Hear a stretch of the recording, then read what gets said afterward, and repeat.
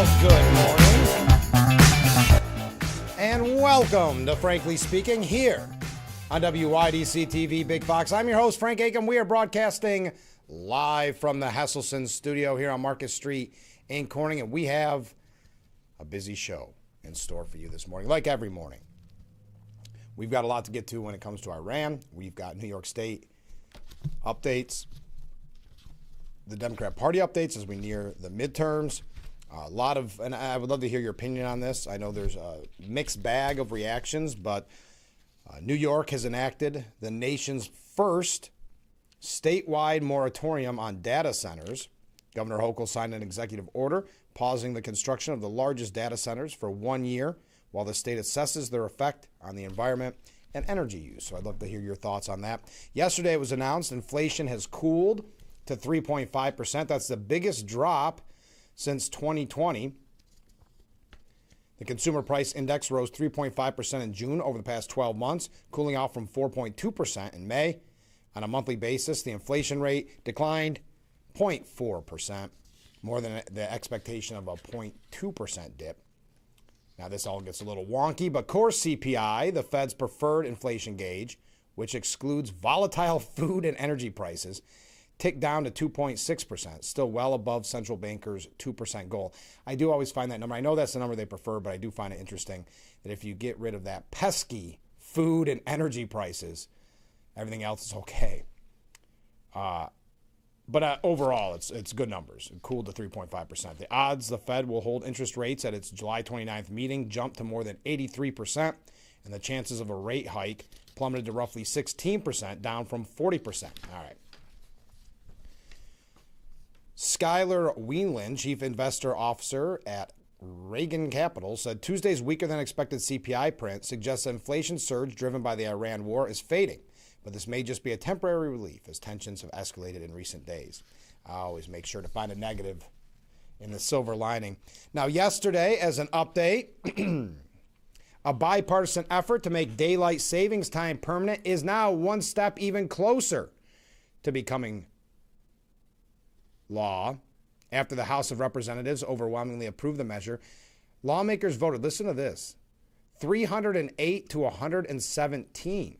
Pretty impressive numbers, to pass what is called the Sunshine Protection Act, which would allow states to voluntarily observe daylight savings time year-round. I do find the states voluntarily doing it is going to be a little unwieldy. Will there be efforts just because Trump is supportive of it? Will there be efforts like Deep Blue New York, Deep Blue California? Will they opt out just because Trump's name's involved? And then we think of the difficulty of calling, just playing a mind game here. Nothing's set in stone whatsoever. But the mind game of calling your friends in Pennsylvania and it's an hour different. Representative Kat Camrick, Republican from Florida, said for decades we've accepted this ritual of springing forward and falling back, even though it disrupts your routines, throws off our sleep, and creates unnecessary frustration for families across the country. Let's stop asking Americans to reset their clocks every March and November. Let's provide some certainty and consistency and a little more sunshine at the end of the day. Democrats were nearly evenly split, with House Minority Leader Hakeem Jeffries opposing it. Again, I'm not sure the reason. Just 22 Republicans voted in opposition, including Representatives Brian Steele from Wisconsin, Rick Crawford from Arkansas, Ryan Zink from Montana, and Harriet Hagerman. The legislation divided lawmakers in both parties, with members largely from coastal areas such as Louisiana, Florida, and New Jersey supporting permanent daylight savings time, and others from the Midwest and agriculture-heavy states opposing it. Now the measure now heads to the Senate, where its prospects remain completely uncertain amid skepticism from members of both parties. President Trump, who has long called for ending the twice-a-year clock change, is expected to sign the bill if it reaches his desk. The White House said in a memo it is a popular common sense reform. Well, we know how things like the SAVE Act, when it's popular and common sense, don't always fare so well in the Senate. Nearly every state files. We don't need to hear the whole history. Now, proponents argue the legislation was necessary to end disruption caused by switching clocks, including children's routines and road safety, while arguing longer daylight would boost tourism and outdoor recreation. Maria Alvalar Salares said more evening sunshine means more time with families and more time to enjoy our local restaurants, shops, and everything Florida has to offer. It's common sense. Let's get it done. Some lawmakers, however, argue that year-round daylight savings time would delay winter sunrises until after 9 a.m. in some parts of the country, raising safety concerns about darker morning commutes and economic challenges for farmers who would likely have to start work later. All right, we'll be keeping a close eye on that. I know it got some support on the program yesterday. Your thoughts on keeping daylight savings time? Also, this is a blast from the past. A light haze, according to Glenn Coyne, a light haze of wildfire smoke is already drifting across upstate New York, and it's likely to get worse today. Yes, the Canadian wildfires are back. Now, keep in mind, this is from Empire Report, which is, I believe this is more written from maybe a city perspective. So their definition of upstate could be a little fast and loose. But the skies are tinged light gray as the smoke from Canadian wildfires streams high above the ground. Wind patterns are expected to bring more smoke today that could get closer to the ground and affect air quality. The air quality, today, for instance, for yesterday in Syracuse, was considered moderate, a level that won't cause respiratory problems for most people. We're not going to get into all the specific numbers, but we could be, again, a blast from the past. What was that, 2 years ago? And things were canceled even because of that smoke. So we could perhaps experience some of that today. All right, let's get to Iran. The Senate Democrats blocked the defense bill in their protest against the Iran war. A $1.15 trillion Pentagon policy bill was handily rejected, a blow to Republicans who had sought to deliver on President Trump's record-shattering defense budget ambitions, according to Politico. They're doing it in a way to protest and to what they say, quote, rein in Donald Trump and Iran. The National Defense Authorization Act fell well short of the 60 votes needed to advance to the Senate floor. It was 50 to 46 in the procedural vote. And you guessed it, every Democrat present opposed the bill. Now, I wonder why, if it says present, I wonder if Fetterman maybe was not around for that. I don't know what his position would be. The move is a blow to Republicans, says Politico, who had sought to deliver on Trump's record-shattering defense budget ambitions using a bill that is one of the few measures that reliably becomes law each year. But Democrats had long signaled that they won't support the Pentagon legislation without guardrails on Trump, most notably on the Iran war. It's unclear how Senate leaders in both parties might attempt to unjam the bill, but they're not alone. GOP hardliners in the House tanked a competing version of the defense policy bill 2 weeks ago, though Republican leaders may have clinched a deal to soon resurrect the measure in the lower chamber. Yes, we've seen a lot of this from the typical kind of crew of Republicans that vote against what you would call Republican interests. Now, the United States did launch more strikes on Iran as the blockade takes effect. That could send Iran's struggling economy back into a tailspin with this blockade of the Iranian ports. The military effort to, quote, continue degrading Iranian capabilities used to attack commercial shipping began at 3 p.m. Eastern Standard Time, with the blockade beginning an hour later. CENTCOM said there are currently more than 20 U.S. naval warships and hundreds of military aircraft operating across the Middle East. Regional sources talked with the New York Post, and they described the blockade as the next step necessary to tighten the screws on a defiant Tehran, with one official saying targeting Iran's economy does much more to move the needle than even missile strikes.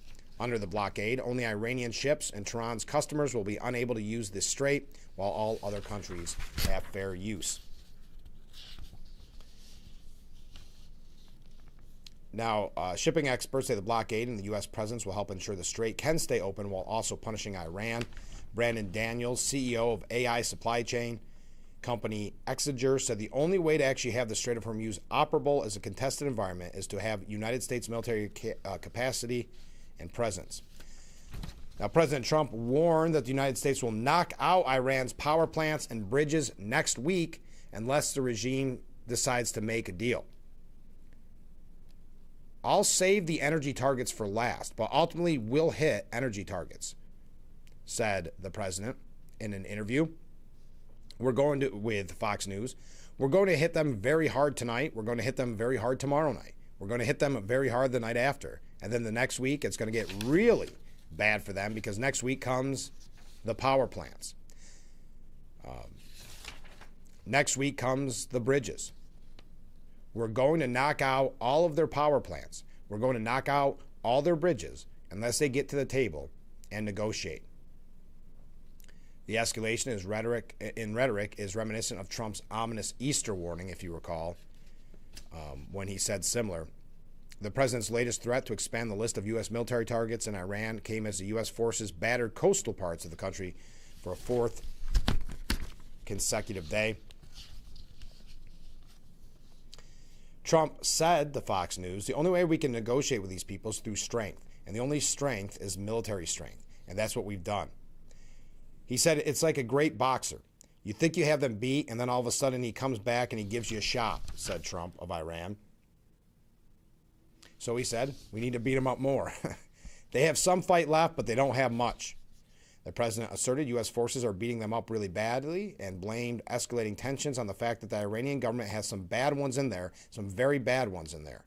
And I think they're the ones that are stopping a deal. Then the president was asked, could we maybe seize Karg Island, which is a critical Iranian oil export hub in the Persian Gulf? Trump indicated that it was unlikely, but not off the table. I think it's unlikely. If we degrade them far enough and deep enough back, I would do that. Sometimes you need a ground campaign, but we have other people that will do the ground campaign for us, but we already hit Karg Island.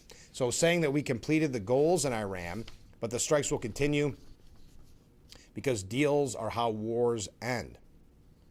Trump said, I think they've completely... Let me try this again. When asked about the objectives, he said, I think they're completed now, honestly.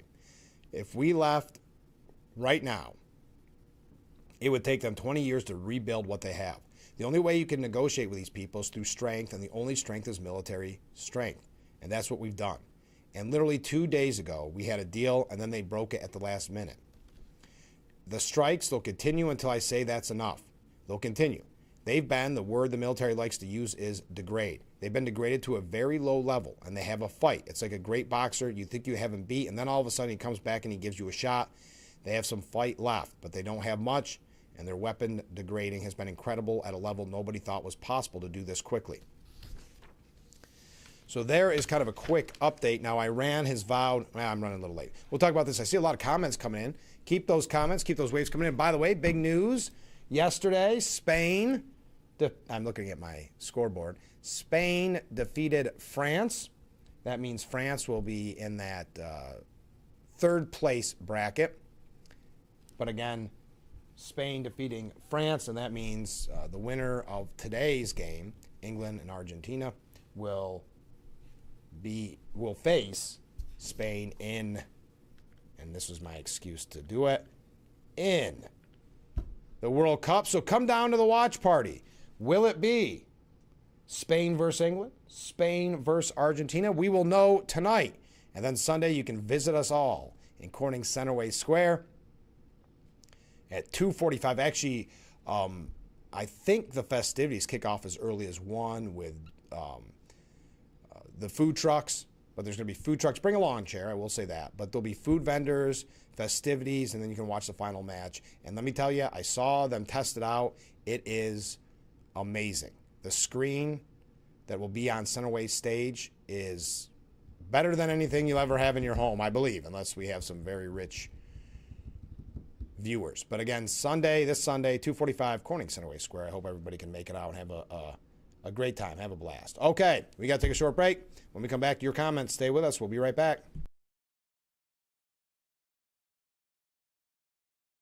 Hi, this is Tom Witt, owner of Hesselson's in Amara Heights. At Hesselson's, we care about your well-being and overall health, whether it's relieving stress, muscle recovery, increasing circulation, or just revitalizing the body. Hesselson's now has two complete line of infrared and traditional rock saunas in our new and expanded showroom. Come in today and see why owning a sauna is a start of your new healthy lifestyle. Hesselson's is still locally and family-owned and operated in Amara Heights. After 70 years, it's still fun to poke in the corners at Hesselson's. I had to pack up all my things. I had to leave my home. And I never knew where I was going next. It felt like I never even had a say. But then you came along. Change a child's story. There's a child in foster care waiting for a volunteer like you. Learn how you can help at nationalcasagal.org. Live a carefree, engaging lifestyle at Apple Ridge Senior Living, where exceptional is the standard. It's time to redefine your future, pursue your passions, and make meaningful connections. Enjoy an inclusive and customizable senior living experience. Everything you could want, more than you expect. Visit appleridgeseniorliving.com and schedule your tour today. Meteorologist Brandon Weathers, we will see some hazy skies for our Wednesday, otherwise continuing heat, a high of 91 overnight. Still seeing a smoke out there, maintaining mid-60s for our low temperatures, running on the warm side of things. Not quite as hot Thursday, but upper 80s is where we will top off. We'll continue to trend a touch cooler, closer to average consistently Friday through the weekend. Over Saturday, we have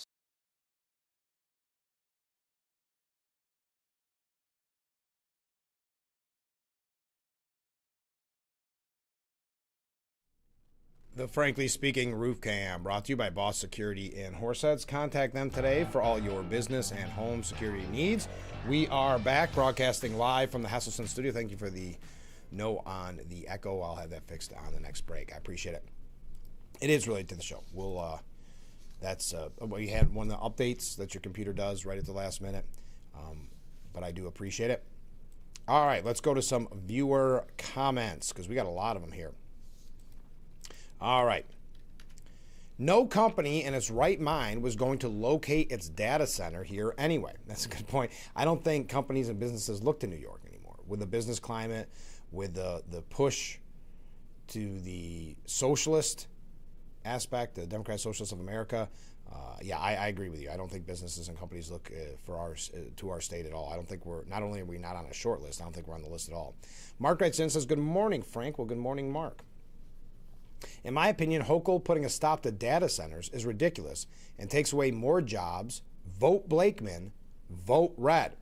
Also, on a different note, Mark says, Trump said the other day he will charge a toll for going through the Strait of Hormuz, and yesterday he did a 360, and no one should charge a toll for going through it. Sometimes he doesn't make sense to me, but on the other hand, it might just be a bluff. Yeah, I know there's a lot of pushback. I think that's 180. But there's a pushback on that, and I know that he did backtrack from that. Thank you, Mark. Comment from a different viewer. Good morning, Frank. Well, hey, good morning to you. Frank and Friends. I like that. Frank and Friends. What's wrong with changing the clock 30 minutes one last time? I like that, too. I'm with you on that. I think 30 minutes, boom, it's all over but the shouting. I agree. Comment from a different viewer. Morning, Frank. So many friendly comments this morning. They should leave the time change alone. It gives us a reminder to check smoke alarms. Oh, that's a very good point. That is a good point. Everybody's raising good points this morning. I appreciate it. Now, Iran vowed to keep the Hormuz Strait closed until the, quote, end of America's evils, and they threatened to block more seaways as the blockade took effect yesterday. According, I don't like quoting them, but it's from Reuters, but Iran's Islamic Revolutionary Guard Corps said regional energy exports are either shared by all or denied to all. All right. Where was the rest of the quote? Well, I don't have the rest of the quote. But all other export corridors that benefit the U.S. and its allies will be closed with that threat. Now, Middle East allies are rushing new pipelines and ports to bypass Iran's grip on the Strait of Hormuz. 2 such projects are already underway in the United Arab Emirates and Iraq, with Saudi Arabia eyeing its own and Dubai also seeking to establish a new port to further reduce dependence on the strait. There should be enough pipeline capacity to divert up to 45% of the pre-war Persian Gulf oil export by the end of 2027, according to Goldman Sachs. Given that pipeline projects can move quickly in the Middle East, the bank estimates that output bypassing the strait could reach 7.3 million barrels by the end of 2028, making 60% of the Gulf's oil strait-proof. Now, yesterday, and we're just going to go through a couple more quick international things, and we're going to move on. Actually, one more, and then we have some updates from yesterday's broadcast. We could continue to talk about Iran. We continue to talk about daylight savings time or the data center. We're going to talk about data center a little bit later on. But House Republicans will get a briefing from Defense Secretary Pete Hegseth at the Pentagon. I guess it happened last night, in a request for a $350 billion defense funding boost amid the war in Iran. Speaker Johnson said Secretary Hegseth and his team will go through and outline a lot of this. Much of that is going to be classified for us. You heard the president talk about how he wants to effectively double the funding for national defense. Look, we live in dangerous times. We're fighting communism on our shores. I like how Speaker Johnson highlighted that. And we're fighting evil terrorists and tyrants around the world, and we have to be able to protect our national security. All right. So we had made the announcement yesterday. We got a lot to get to here. I think you're going to find it really interesting. We're going to talk about AOC here in just a second, but there's a lot of talks about AOC being a sellout. She is not socialist enough. Keep this in mind. Not socialist enough for the Democrat Socialists of America. So they're struggling in what they'll do if she runs for president, how that endorsement would look. They're struggling with just supporting her in general. We're going to talk about that aspect of AOC a little bit later on in the program as we talk about the Democrats, their push towards socialism and what that means for the midterms. But before that, we had mentioned yesterday that President Trump was going to address the nation, and he is going to address the nation tomorrow. Well, Representative Alexandria Ocasio-Cortez, AOC, said that television networks have a, quote, ethical obligation not to air President Trump's upcoming address, to the nation if it's not, quote, rooted in evidence and fact. Because I understand there's going to be some conversation about voting and probably with the SAVE Act. AOC said, I don't think we should be contributing to any platforming. Oh, man. The left doesn't learn on the terms that they use that are so smug and arrogant. Let me try that again. I don't think we should be contributing to any platforming of lies about our election. AOC suggested media outlets should review Trump's remarks before deciding whether to put the speech on the air. So she believes in a world full of media bias that is already essentially with the CNNs of the world, 24/7 news cycle of nothing but negativity towards Trump, trying to demean Trump's presidency, trying to destroy Trump's presidency, in some instances, sadly, celebrating when they believe Iran has had a victory over America, these type of disgusting things. So the one outlet that President Trump has to go directly to the American people, AOC doesn't believe those networks should platform. We shouldn't be platforming, just meaning giving him a soapbox, essentially, giving him the microphone. We, as American people, should not be able to see the president talk to us directly, in AOC's mind. That the networks have an ethical obligation to not air the speech to the nation, that conversation with the nation. They should not air that. I guess continue on with their bias and continue to lose their credibility, if there is any credibility in the mainstream media. Continuing, AOC said many news outlets oftentimes may receive transcripts. And I think we have an ethical obligation to not air things that undermine our election that are not rooted in evidence and fact. Of course, it depends on the contents of his speech. I do find this interesting. From a party that talked about Russia collusion and still in the election for 4 years, starting in 2020 or 2016, now there is this ethical obligation not to question anything with voting. And you see it in the media anytime, whether it's a primary, like, for instance, with Spencer Pratt, the mayor's race. Definitely some red flags in L.A., the L.A. mayor race. There was some definitely red flags, just some questionable things. You couldn't say that. What I just said there, they would want to ban you. They would want to silence you. And that's what she's doing here to the President of the United States. Now, earlier yesterday, Trump confirmed that he planned to address the nation on Thursday with concerns for free and fair elections, among other topics, saying, quote, "It's really, really big for us and our country has to shape up, but that's what we're going to talk about. It doesn't get bigger because without free and fair elections, you don't have a country. We'll be discussing other things too, but it's going to be a very big announcement." It's unclear if the White House has requested airtime from the major broadcast networks for the president's primetime speech. Trump's last address to the nation was on April 1st and concerned the war in Iran. Prior to that speech, he delivered primetime remarks last December. We don't have to go through each time he's given a address, but the networks have a ethical obligation not to air a speech by the President of the United States. Okay, on that note, we will talk about AOC a little bit later on. Keep those waves, keep those comments coming in. We're having a fun time already this morning. I can't thank you enough for being a part of it. We'll be right back with Frankly Speaking after this. Hi, this is Tom Wood.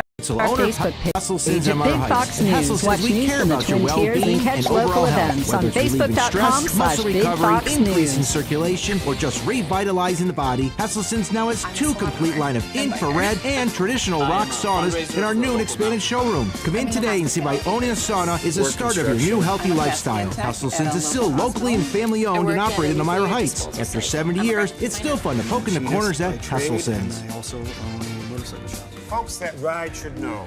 At William Attire, I we had to understand pack up all my you. And if you're things. ever injured on a motorcycle, we're ready to help. I had to leave Call my home. 444-4444. And Every I has a never knew where I community, was going next. a neighborhood, school, place of worship, or other chosen groups. Communities can provide support when you need it, including helping your kids avoid underage drinking and other substance use. Learn more at talktheyhearyu.samhsa.gov. Volunteer like you. Learn how you can help at nationalcasagal.org. We invited passionate After soccer hit fans arthritis to push for these 30 vehicles years, to the I limit, didn't want to work and keep just like working they until do my with their retirement teams. age. The Further feet proof that the problems I Nissan had lineup is tested just and made it trusted impossible. by the The toughest. team was excellent. They go through everything step Hurry by in to step, bring home a help you winning right offer along at the the way. Nissan Summer Sales And after Event. surgery, Get 0% APR here I go again. We're back out. Moving around again is just amazing, and I'm very much appreciative of the care I received. So, dear It coach. was exceptional. Dear coach, they don't teach you that inner strength is the most important kind of strong, but you taught me that. They don't teach you how to build confidence in yourself or how to deal with all the pressures all at once. But you taught me that. First tee was more than golf. It's where I discovered what I'm capable of. You didn't just prepare me for 18 holes. You were preparing me for every day of my life. Learn more at firsttee.org.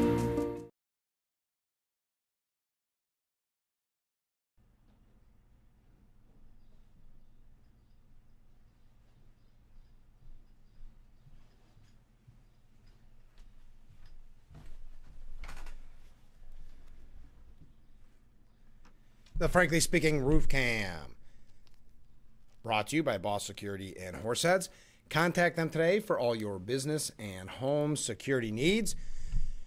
We are back, broadcasting live from the Hesselson studio. Comments from viewers. The AOC advocates for censorship is a good example of just how much more the communists are willing to go for unequivocal control over the country. Thank you very much. Ken writes in, with midterms looming, I thought I would detail the Democrats' plan for power. This is Ken. Quote, promise the sheeple all things and deliver none. Don't debate the actual issues. Call the other side names. Shout out the opposition. Talk over the opposition. Work to divide all groups of people and blame the Republicans for the division. Project their divisive actions on the other side. Work to scare the Republican voters into staying quiet. In short, blame the other side for everything. Yes, Ken, you're spot on because that's already happening, obviously.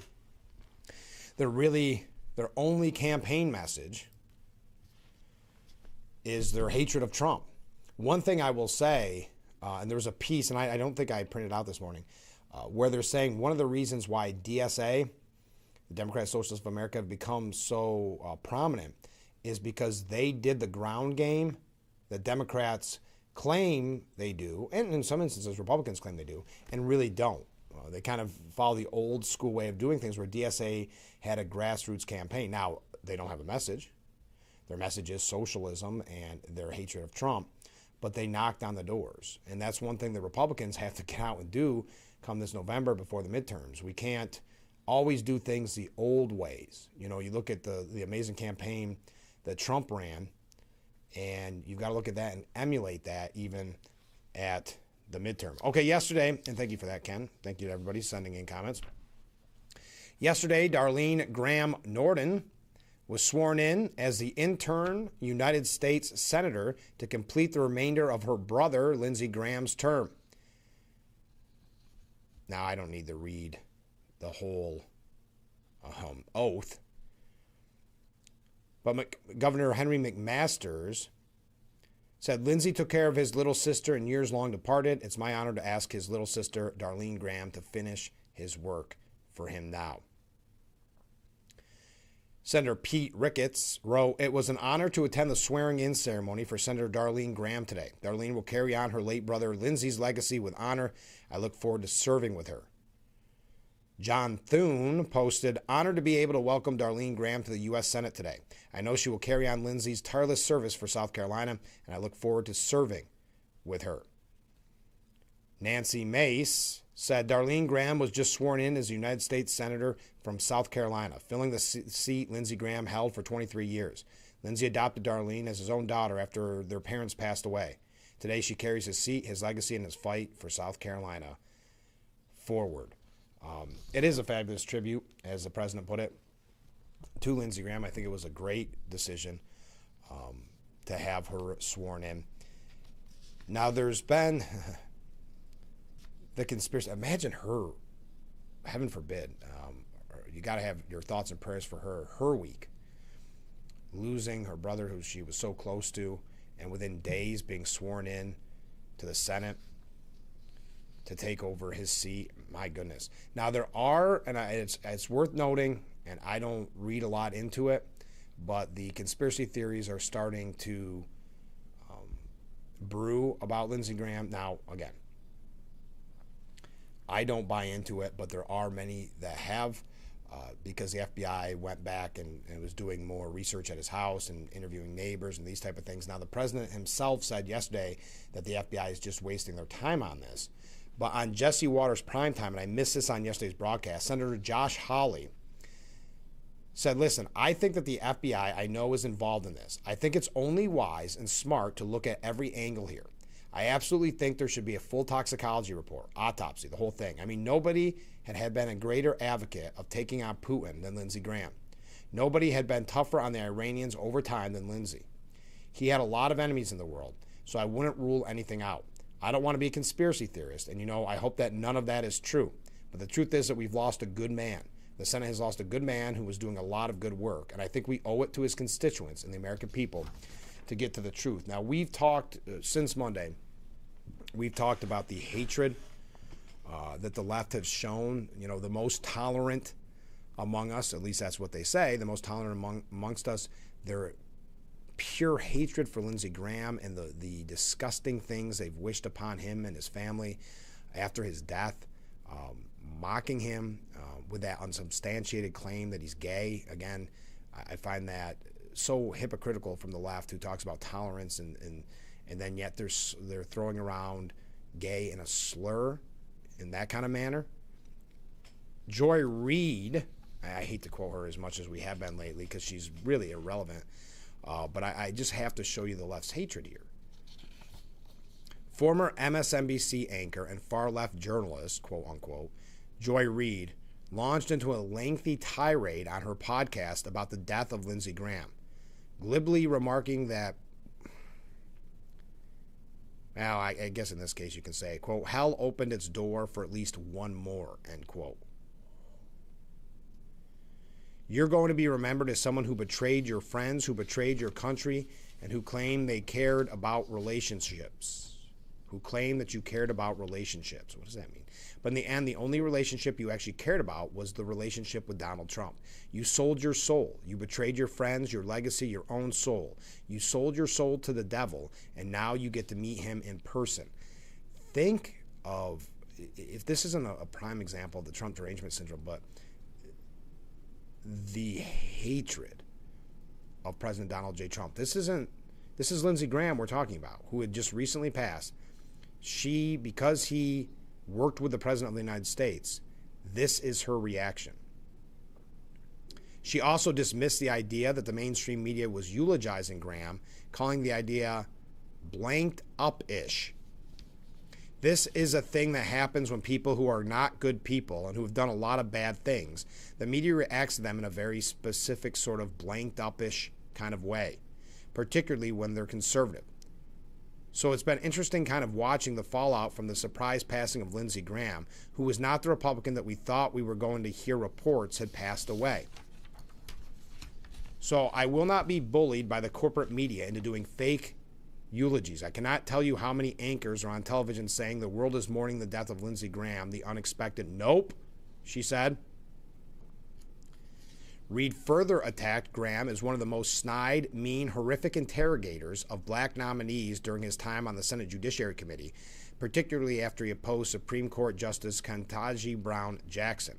I guess that completely ignores Joe Biden's attacks on Clarence Thomas, but okay. Reid acknowledged that Graham was witty, intelligent, smart enough to do better and to know better. However, that led her to attack Graham after he, quote, let the devils and the vampires in, end quote, by supporting Trump. He posted, if we nominate Trump, we will, we don't need to go through what Graham's quotes were. But that, I just had to show you the hatred for just a moment. And I know we quote that type of thing a lot here.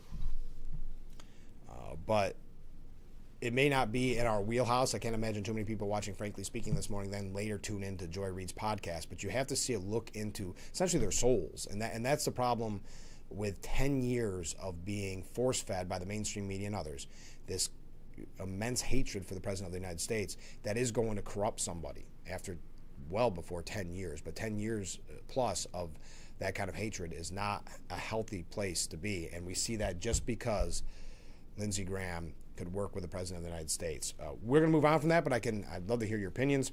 We're also got a few things here. Oh, one thing. I know now they're casting doubts on Mitch McConnell's photo. Senator Ron Johnson saying it was an older photo. But then you had the Washington Post do almost a research assignment on it. Not almost, it was. Doing the homework to discover that it was a factual photo. Anyway, we got to take a break. Stay with us. We'll be right back with Frankly Speaking after this.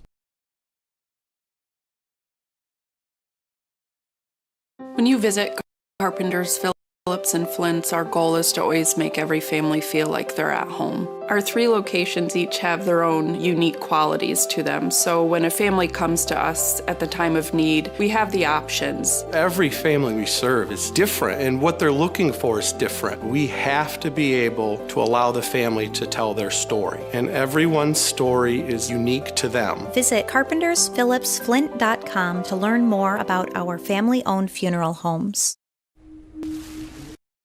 I had to pack up all my things. I had to leave my home. And I never knew where I was going next. It felt like I never even had a say. But then you came along. Change a child's story. There's a child in foster care waiting for a volunteer like you. Learn how you can help at nationalcasagal.org. Live a carefree, engaging lifestyle at Apple Ridge Senior Living, where exceptional is the standard. It's time to redefine your future. Pursue your passions and make meaningful connections. Enjoy an inclusive and customizable senior living experience. Everything you could want, more than you expect. Visit appleridgeseniorliving.com and schedule your tour today. Meteorologist Brandon weathers, we will see some hazy skies for our Wednesday, otherwise continuing heat. A high of 91 overnight. Still seeing smoke out there. Maintaining mid-60s for our low temperatures, running on the warm side of things. Not quite as hot Thursday, but upper 80s is where we will top off. We'll continue to trend a touch cooler, closer to average consistently Friday through the weekend. Over Saturday, we have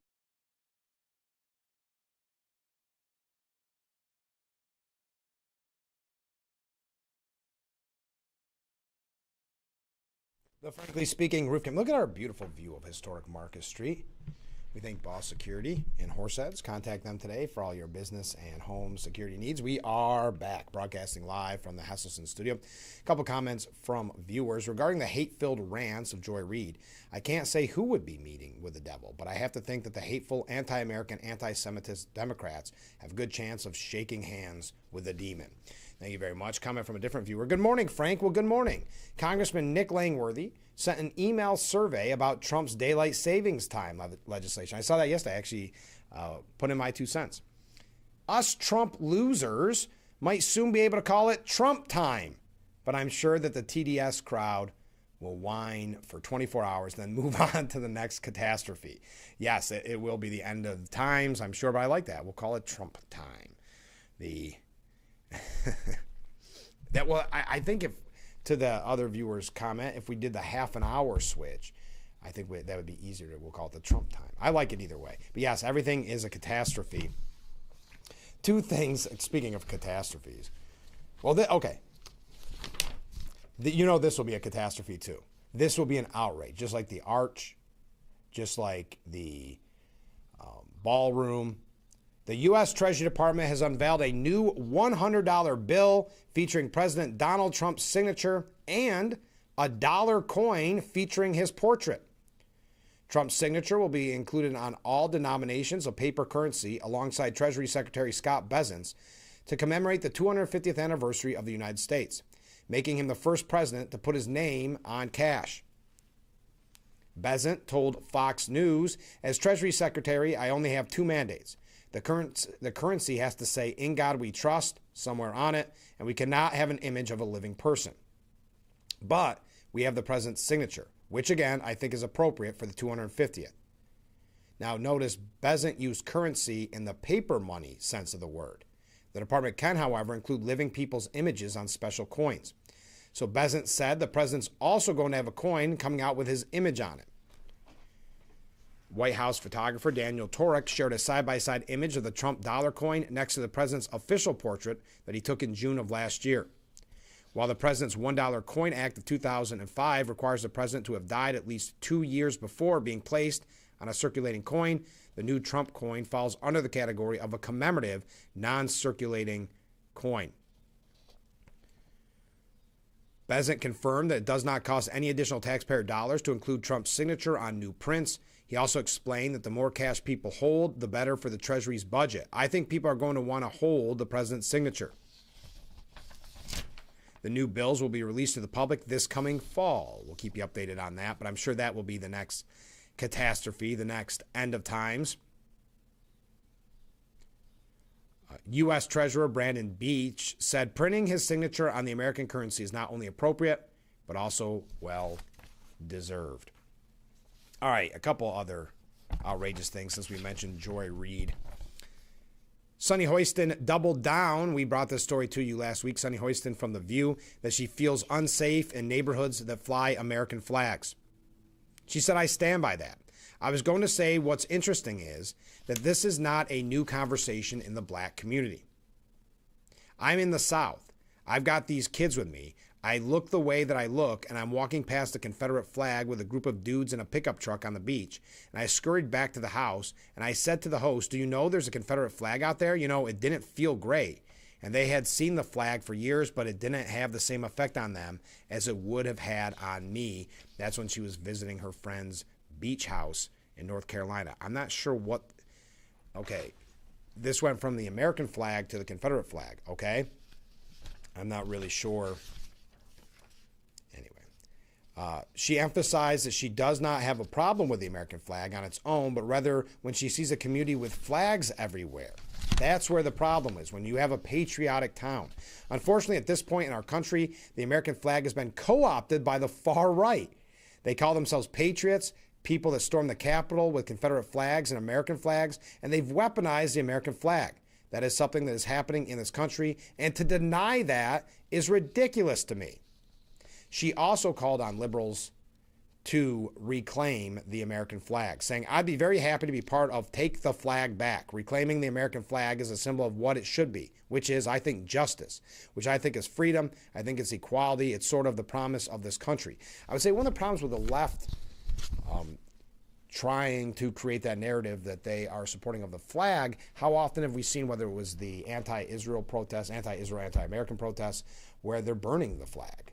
Where when they, or for instance, we had those protests recently where they were putting the flags upside down to show distress because Trump is in office. So I think it's going to be hard to reclaim that, especially when we see the poll numbers that we had before America 250 celebration, where it showed, I think it was Rich Lowry, who said that the Democrats get very mad when you call them non-patriotic, but the polls and the numbers don't lie, that the numbers just prove that they are not patriotic. So I think that might be a hard way to reclaim that. Now, people have said to J.D. Vance, how could you have went on The View?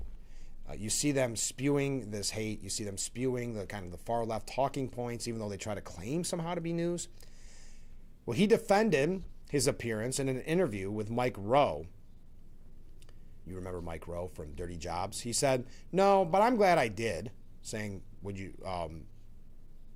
did you have to do it, kind of thing, was the question. No, but I'm glad I did. I think the only way to pierce through this is to actually go and try to do these conversations everywhere, right? And you're the kind of guy where everybody from the left or the right can talk to, and that's good. That's an amazing thing. But you also need to be willing to go into more hostile places, and you need to be willing to go into more ideological places. When you are in public life, you don't think you can carry a message. If you don't think that's even a chance of persuading, now 50% of the people who are watching me on The View, but maybe 10% of the people who are watching me on The View, thought at the very least, maybe this guy isn't such a... Rose said that was a high bar. He said, look, if you set low expectations, you're going to exceed, right? That's one of the most important lessons in life. I think the solution to, people talk about the division in this country. I think that the division is a symptom of something much deeper. But fundamentally, one of the ways to bridge the divide is just go and talk to people. Like, yeah, the ladies of The View, some of them were asking unfair questions or talking over me a little bit, but they were fine. They were nice to me. They allowed me to have a platform to say what I wanted to say, and that's all you can ask for. And that was the mindset of Andrew Breitbart. If you never read the late Andrew Breitbart's book, Righteous Indignation, I highly recommend it because he talks about, he used to go on Bill Maher's show, and he said, you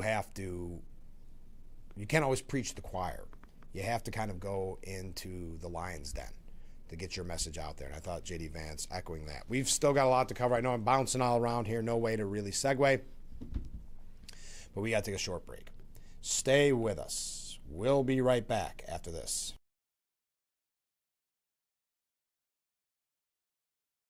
Out here, control is everything. At Young's Tires, we install BF Goodrich truck tires that bite harder, pull stronger, and keep you moving. When gravel shifts, when the surface fights for control, you don't. Dirt, gravel, mud, doesn't matter. This isn't about just getting there. It's about owning every mile. Get equipped. Get moving. Get to Young's Tires today.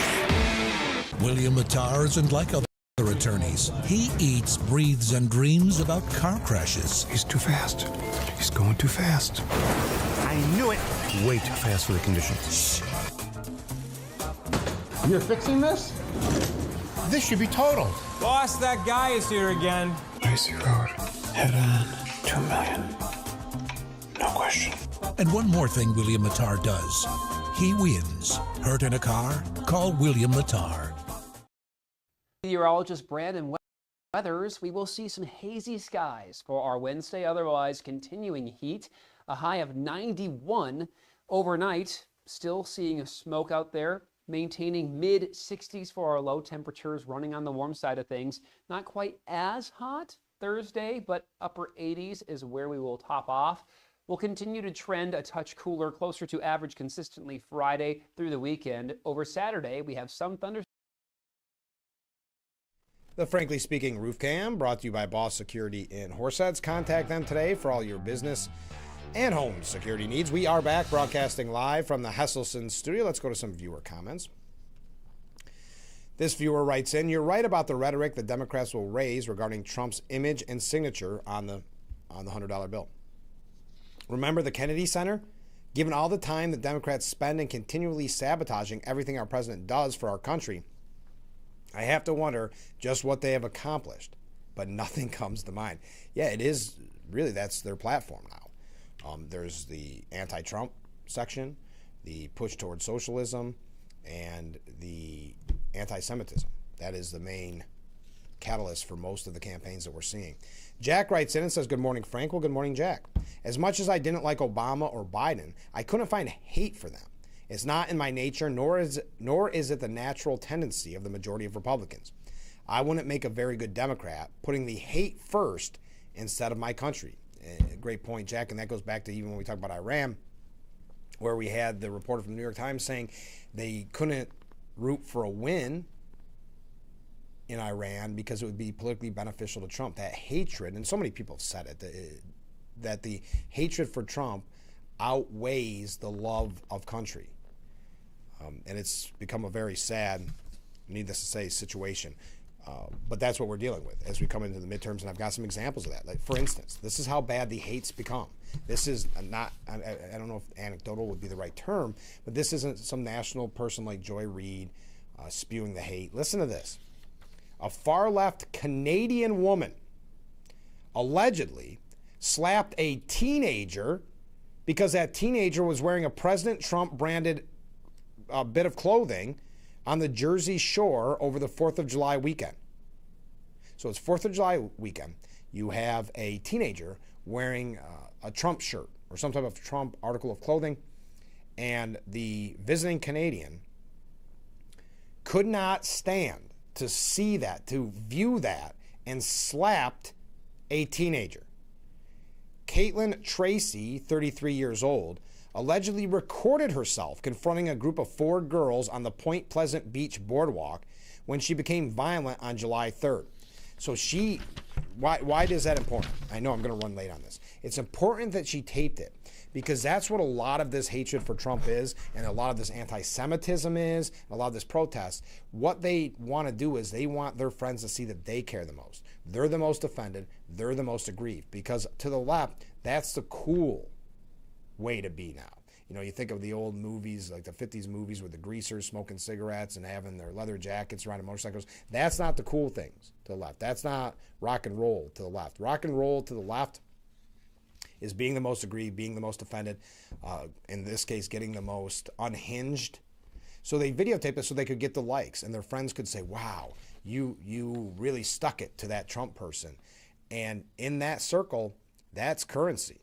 That's gold. Tracy took issue with 2 of the beachgoers, who are minors, wearing patriotic colored sweatpants and the words Trump and ICE before she struck one of them across the face and the body. Again, this is a Canadian woman, clearly on the far left, visiting the United States on July 4th weekend. She sees young people, minors, with patriotic clothing, and then some that said Trump and ICE, and she couldn't take it. But again, how offended was she that she had time to take out her camera and make sure that the world would know her vigilance against Trump? Video surveillance captured Tracy's alleged assault before she left the scene, but was identified by police who obtained an arrest warrant for her.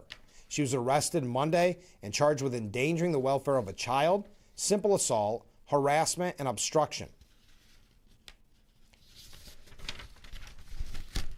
Tracy had been living in Asbury Park with her husband after she entered the U.S. with a passport in 2024. Matthew Gironi, so she's visiting longer than the July 4th weekend. But boy, you know, I saw someone say the other day, it's interesting that there's so many people that hate this country so much but refuse to leave it, refuse to celebrate it. Matthew Gironi, who identified himself as Tracy's husband, claimed his wife was detained by ICE and brought to the Delaney Hall Immigration Detention Center in Newark on Monday. Yesterday, July 13th, my wife was detained by ICE and brought to Delaney Hall in Newark, New Jersey, Gironi said on a TikTok video, because everything has to be put online. Gironi, an American citizen, married Tracy a little over 3 years ago, has been sharing snippets of his wife's story with his 140,000 followers. Quote, my main goal is the safety and well-being of my wife, and that is about it, even if she was deported back to Canada. He didn't mention Tracy's alleged assault of a teen girl that led to her arrest. Of course, because again, they got to be the martyr. He was just saying, well, she was detained by ICE because she's Canadian. Not mentioning that she literally attacked a minor, a teenager. And you're never going to know, you're never going to guess what he did next. Yes, he created a GoFundMe page for his wife's legal expenses, though it was taken down a short time later after a Facebook group of MAGA supporters, in his term, mass reported it. Now Gironi, who routinely posts videos mocking Republicans, described himself as the clown of Asbury Park and the jester of the Jersey Shore. He claimed cops told his wife to leave the boardwalk after the alleged assault because they didn't have enough to charge her before Tracy later turned herself over to police after an arrest warrant was issued. So they are going to play the martyr. They're going to love sharing those TikTok videos, and amongst their circle, that will be very popular. But imagine that, your hatred. And a lot of this I don't think was even necessarily driven by hatred. I think it was about the likes and the social media presence, which is perhaps even more pathetic. But we got to take a break, and then we're going to wrap up hour number 1, so stay with us. We'll be right back after this.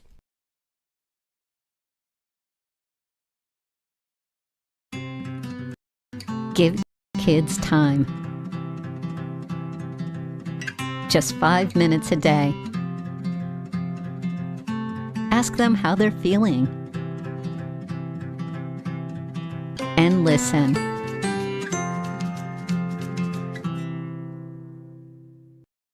Live a carefree, engaging lifestyle at Apple Ridge Senior Living, where exceptional is the standard. It's time to redefine your future. Pursue your passions and make meaningful connections. Enjoy an inclusive and customizable senior living experience. Everything you could want, more than you expect. Visit appleridgeseniorliving.com and schedule your tour today. Get ready 185th Chemung County Fair. 5 days of family fun. August 4th through August 8th at the Chemung County Fairgrounds in Horseheads. Experience thrilling rides, exciting games, and captivating livestock shows. Taste delicious fair food and explore local vendors. Rust and Fright Concert August 4th. Tractor Pull August 5th. Rodeo August 6th. Truck Pull August 7th. Demolition Derby August 8th. Join us for the 185th Chemung County Fair, where tradition meets excitement. Visit ChemungCountyFair.com for tickets and details.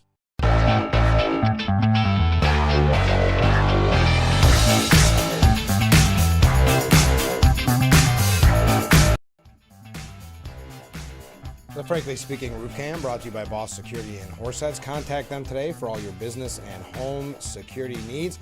Where did the time go? Hour number 1 is nearly in the books. We're broadcasting live from the Hesselson studio. A couple quick bits of housekeeping before we wrap up today's edition. Don't forget, on tomorrow's broadcast, we are going to hear from Steuben Senior Services Fund.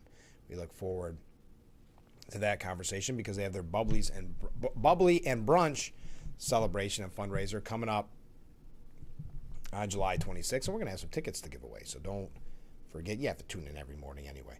Friday, it's Fridays with Phil. Assemblyman Phil Palmisano will be joining us, so make sure that you tune in on Friday. Get your questions in ahead of time if you don't mind. And I think that covers everything. A couple things I'll highlight in the next hour. But stay with us. Hour number 1 in the books. Hour number 2 moments away.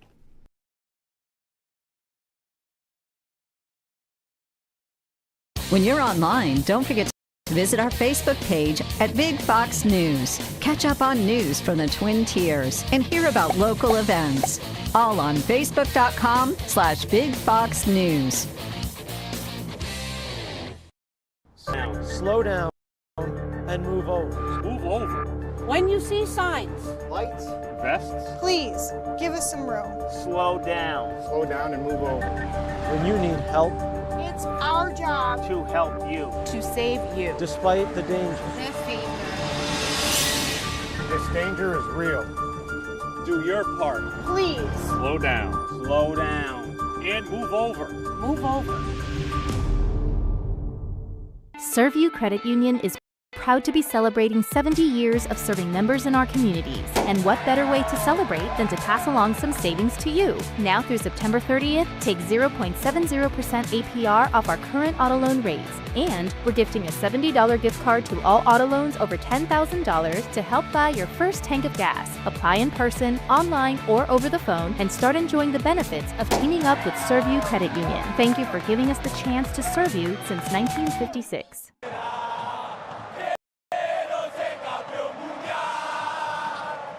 As New York State wants to move in New York, Lee Com Center is looking for fans to show up and show out. Farm Sanctuary has been around since 1986.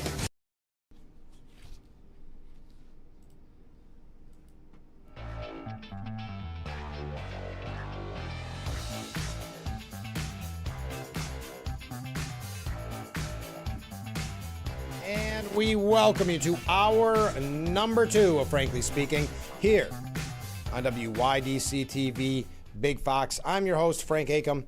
We are broadcasting live from the Hesselson's studio. We're covering a lot this morning. We were just talking about the anger and kind of the attacks from the left, whether it's that teenage girl that was slapped by a Canadian citizen because she was wearing Trump gear. But there's also, and I'm not sure if you saw this yet, and I just want to bring it up in passing. We probably don't have time to get to all of it, but it's the Supreme Court, because we've seen the attack on the Supreme Court recently, whether it's talking about stacking the Supreme Court, whether it's just the vile attacks on the conservative members, even though very often the conservative members do end up, I would say not very often, but more times than Republicans would like, the conservative members of the court end up siding with the left.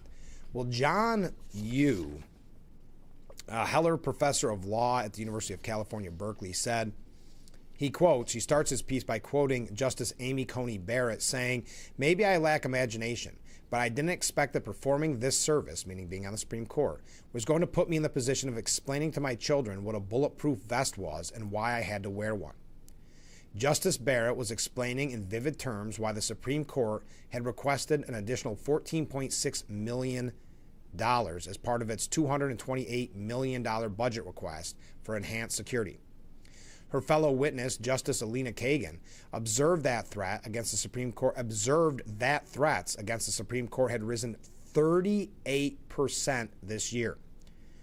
Justice Barrett herself had suffered a swatting attack earlier this year in which someone falsely reported an armed shooter at her house. More alarmingly, an assassin attempted to kill Justice Brett Kavanaugh after the 2022 leak of the court's Dobbs opinion, which overturned Roe v. Wade.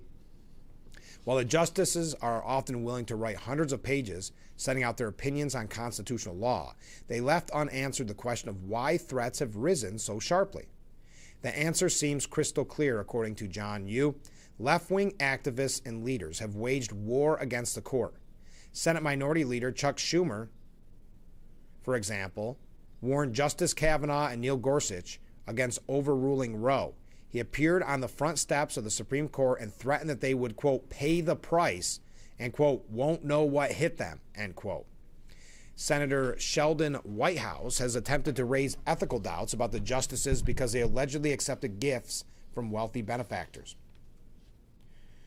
Virtually all the major leaders of the Democrat Party agree with the idea of packing the Supreme Court because they disagree with its decisions. Former Vice President Kamala Harris declared in May that Democrats should consider expanding the court with liberals and punishing conservatives. Quote, "This is a moment where there are no bad ideas," end quote, you recall her saying. The court does not think in terms of Republicans and Democrats. It instead fights over much deeper differences between conservatives and progressives on constitutional interpretation.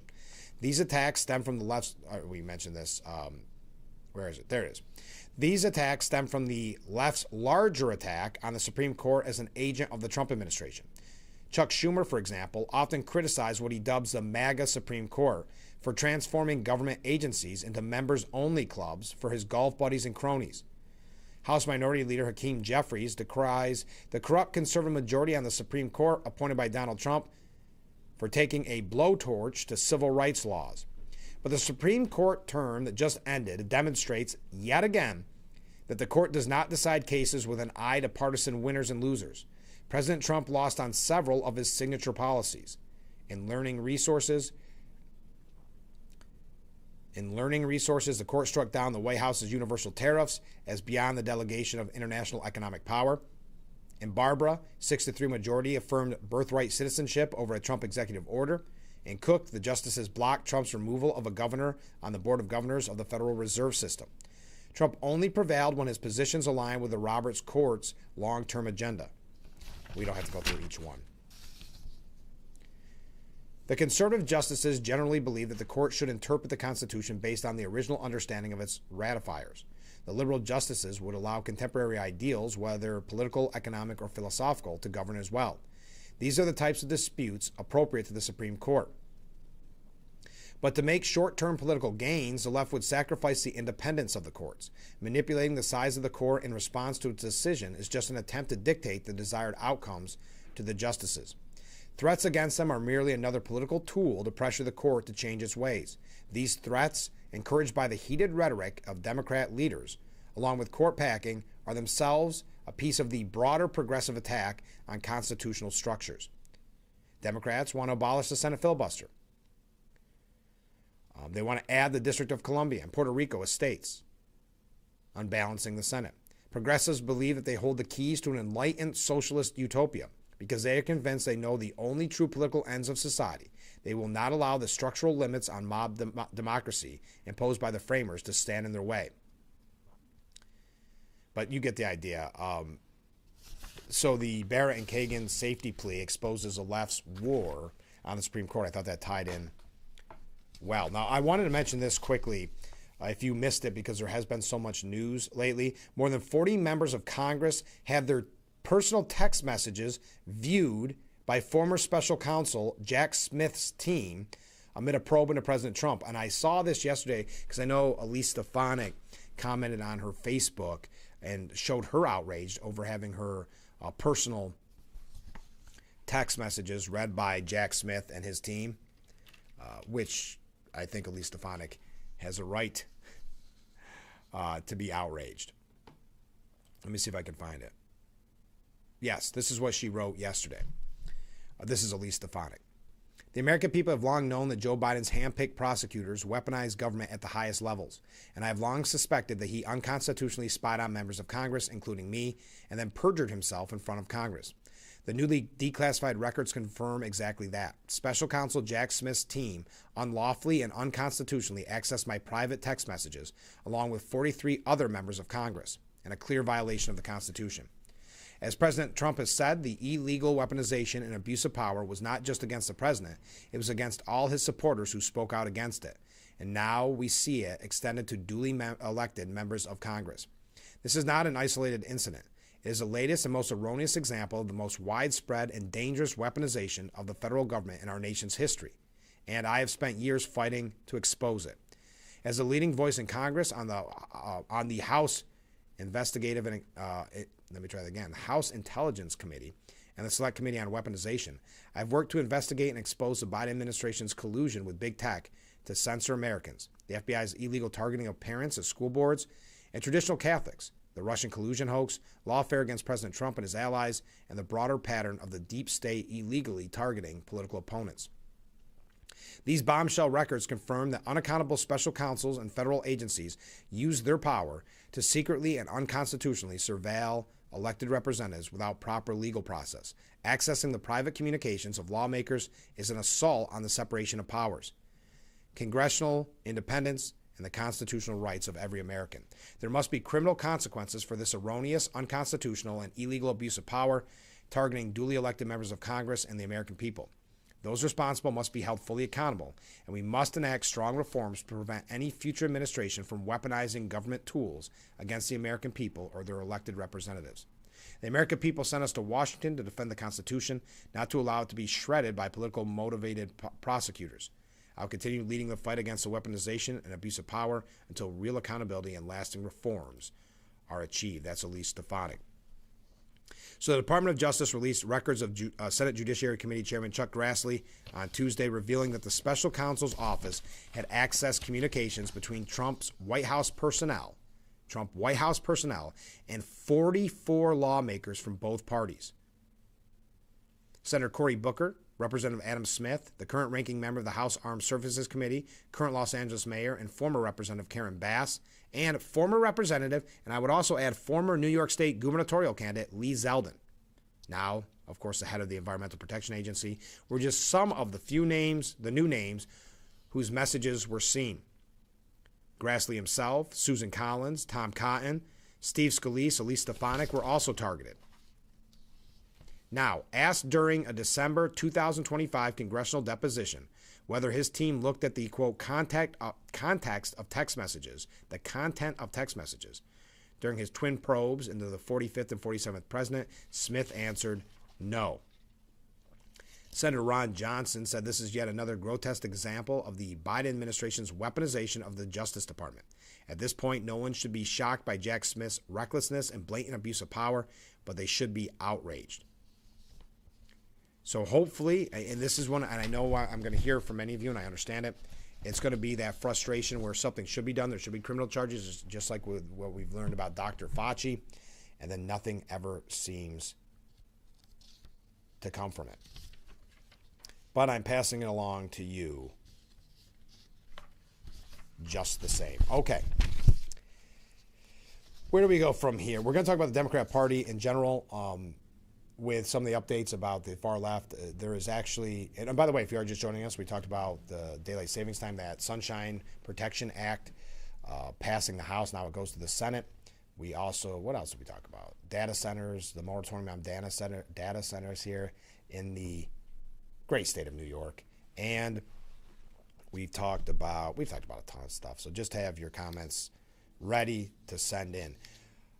It was reported yesterday that ICE agents nationwide have been ordered to halt traffic stops after 2 fatal shootings within a week as officers attempted to pull over vehicles they believe contained immigration scofflaws. Quote, numbers are going down. We can't do blank, an ICE source vented to the Daily Wire, referring to arrests of illegal immigrants. Disallowing vehicle stops could deprive ICE agents of a key avenue for catching immigration violators and instead force officers to enter suspects' homes where they could have weapons. It also adds the obstacle of requiring a search warrant signed off by a judge before entering a home, which is not a requirement in vehicular stops.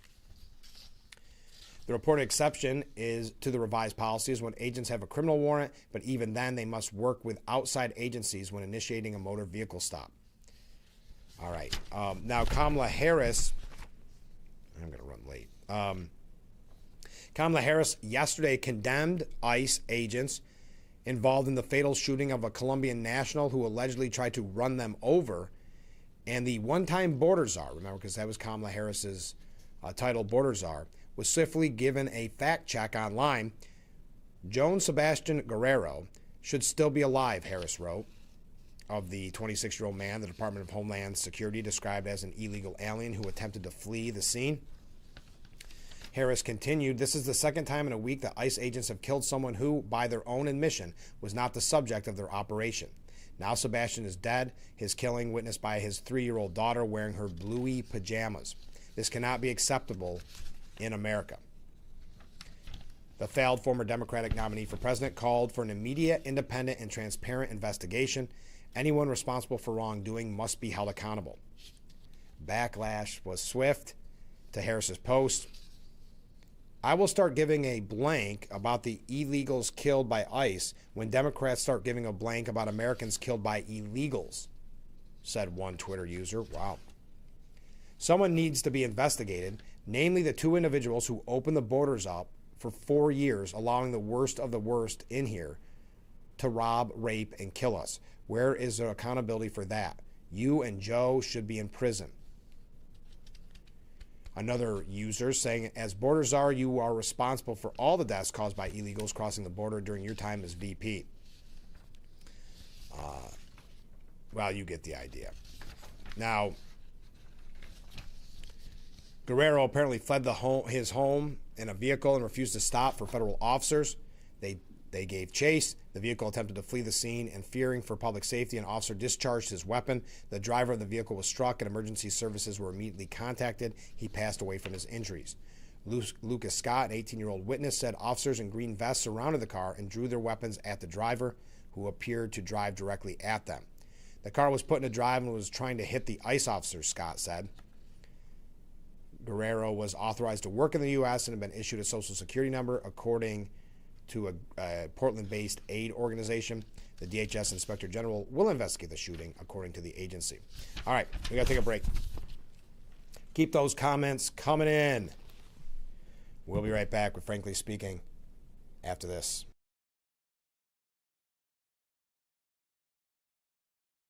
Your Social Security disability claim has been denied, and you don't understand why.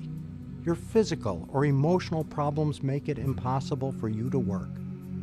I'm Peter Gorton of Lockman & Gorton. Don't give up.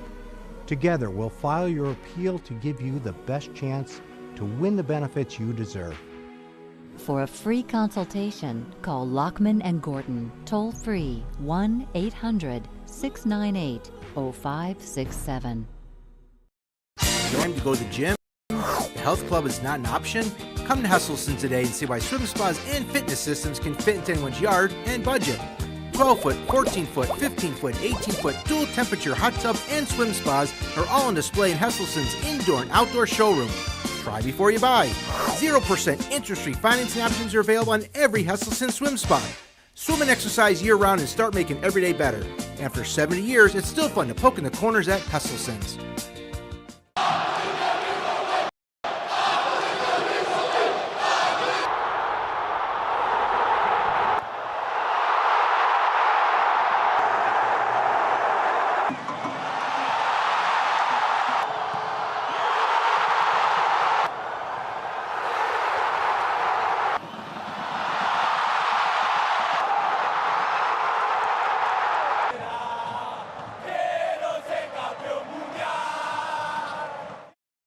Meteorologist Brandon Weathers, we will see some hazy skies for our Wednesday, otherwise continuing heat.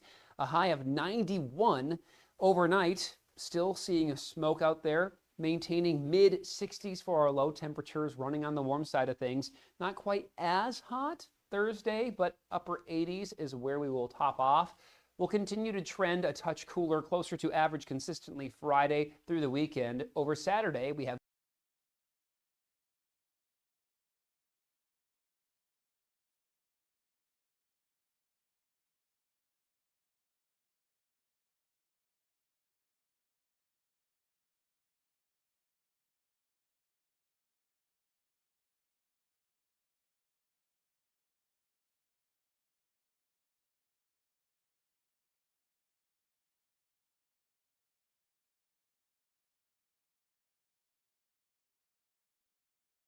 The Frankly Speaking Roof Cam. Brought to you by Boss Security and Horseheads.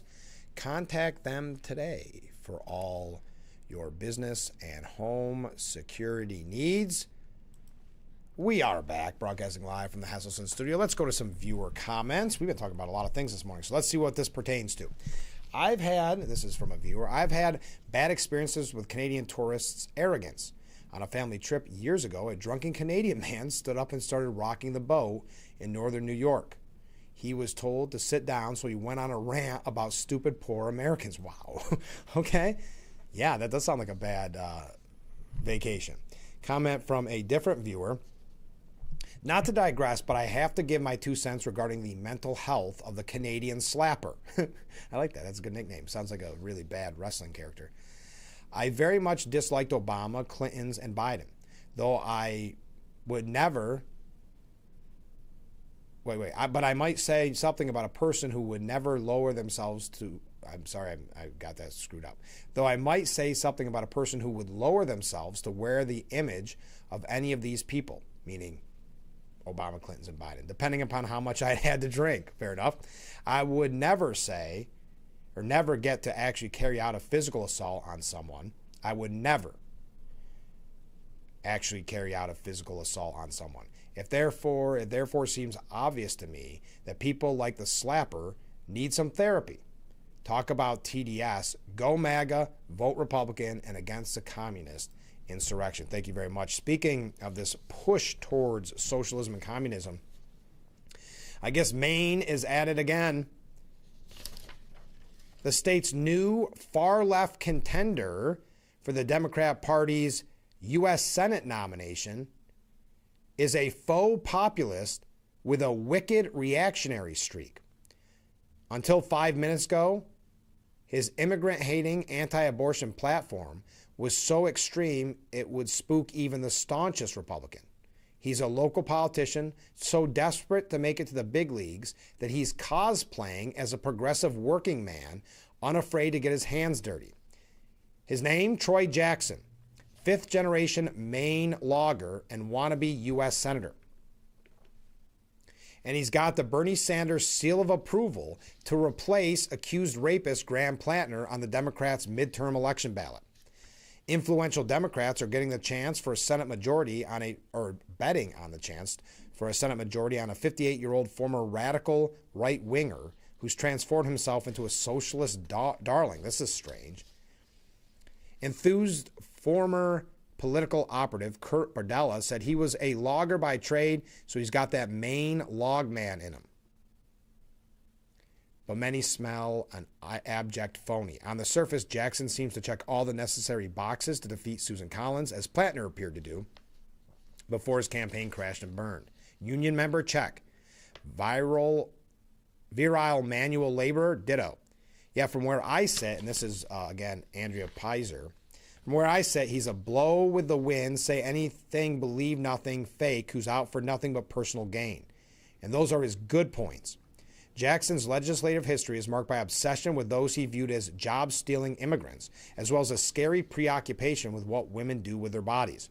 He first rose to political prominence in 1998 when he led a blockade aimed at keeping Canadian workers from crossing the U.S. border. He was a Republican then, but the anti-immigrant and nationalist rhetoric he pushed was excessive even for the GOP. And long after he found opportunity as a Democrat, he continued banging the anti-immigrant drum. Until recently, he moaned about seeing, quote, countless foreign loggers cross the border every single day to work in our forests. As a state senator in 2022, he authored legislative restrictions restricting non-Americans from coming to Maine for employment, even if they had legal work permits. But when he unsuccessfully sought the Democratic nomination for governor this year, the whiplash was stunning. Jackson transformed virtually overnight from dedicated xenophobe and a sworn enemy of U.S. immigration and customs enforcement.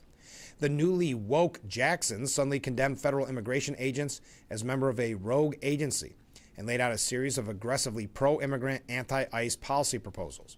I don't want to go through all this, but it's a strange story. You can find it for yourself at the New York Post and learn more about Troy Jackson, I guess the kind of Graham Plantner wannabe. You'd think the Democrats could do better, said Pizer. But as the Plantner debacle demonstrates, judging character is not this party's strong suit.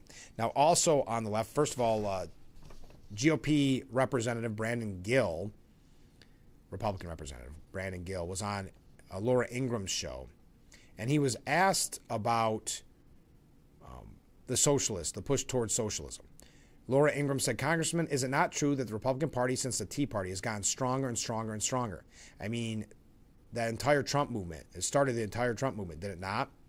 So the comparison is ludicrous when they, and you've seen this, I talked about it with Joe Sempolinski, I think it was, on The Pulse when I filled in for Mayor John Buckley on WLEA. This idea that there's any comparison between the rise in the Tea Party, which ultimately led to the rise in Donald Trump, and what's happening with the Democratic Socialists of America, I think is a joke at face value. But Representative Brandon Gill said, it's absolutely insane. The entire Tea Party movement was built on the idea that we should have fiscal prudence in Washington so that we can prolong the trajectory of this country, so that our finances can stay sane, and that America can remain America, but that we can conserve this country. And you don't conserve this country by allowing it to go bankrupt. By contrast, these Democrat socialists are fundamentally trying to destroy this country and everything that built it. And they are motivated not by a love for America as the Tea Party patriots were, but by a hatred for America and for its people. This will absolutely rip apart the Democrat Party.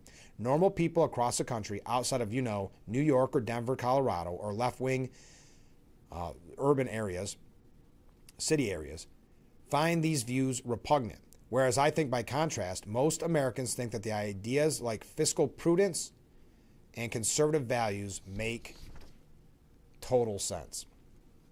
All right, so I had mentioned this earlier on, and we're tying this in with the Democrat Socialists of America. AOC, this is how wild the Democrat Socialists of America are. AOC is seen as not left-wing enough, that she is a sellout. Keep that in mind as we take this short break. We'll be right back. Keep those comments, keep those waves coming in, and we'll return with Frankly Speaking after this.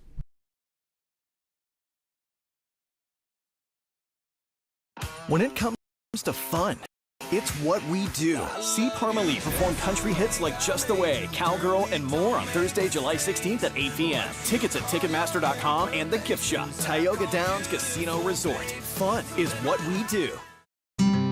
Give kids time. Just 5 minutes a day. Ask them how they're feeling. And listen. Looking for a meaningful day trip close to home? Visit the historic Elmira Prison Camp, one of the most significant Civil War sites in the North. Walk the grounds, stand where history happened, discover powerful stories of courage, sacrifice, and survival that shaped our nation. Whether you're a history enthusiast, a family looking to learn together, or simply exploring the Finger Lakes region, we offer an experience you won't forget. Plan your visit today at elmiracivilwar.org. Preserve, discover, remember. At William R., they only handle motor vehicle accident cases. I'm not going to take any lowball offers. There's nothing William loves more than fighting for his clients and giving them the big money they deserve. Okay, wow. But everyone needs an outlet, a chance to get away from it all. Heads bowed, eyes closed, and now go to your happy place. Rideshare truck, motorcycle, car, only call William Matar. How we start a conversation matters. Text CONVO to 51550 for weekly conversation starters and connect more with parenting.org from Boys Town. When it's to fun, it's what we do. See Parmalee perform country hits like Just the Way, Cowgirl, and more on Thursday, July 16th at 8 p.m. Tickets at Ticketmaster.com and the gift shop. Tioga Downs Casino Resort.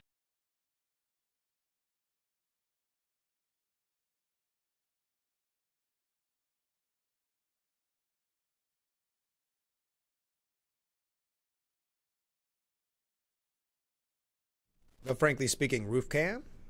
Beautiful view of historic Market Street here in the Gaffer District, the same Gaffer District, which will be broadcasting the World Cup watch party.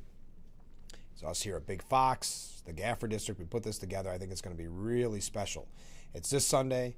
It actually starts a little before 2:45. That's kind of when the pregame kicks off, but there's going to be food trucks, vendors, festivities. I believe I read it starting at 1.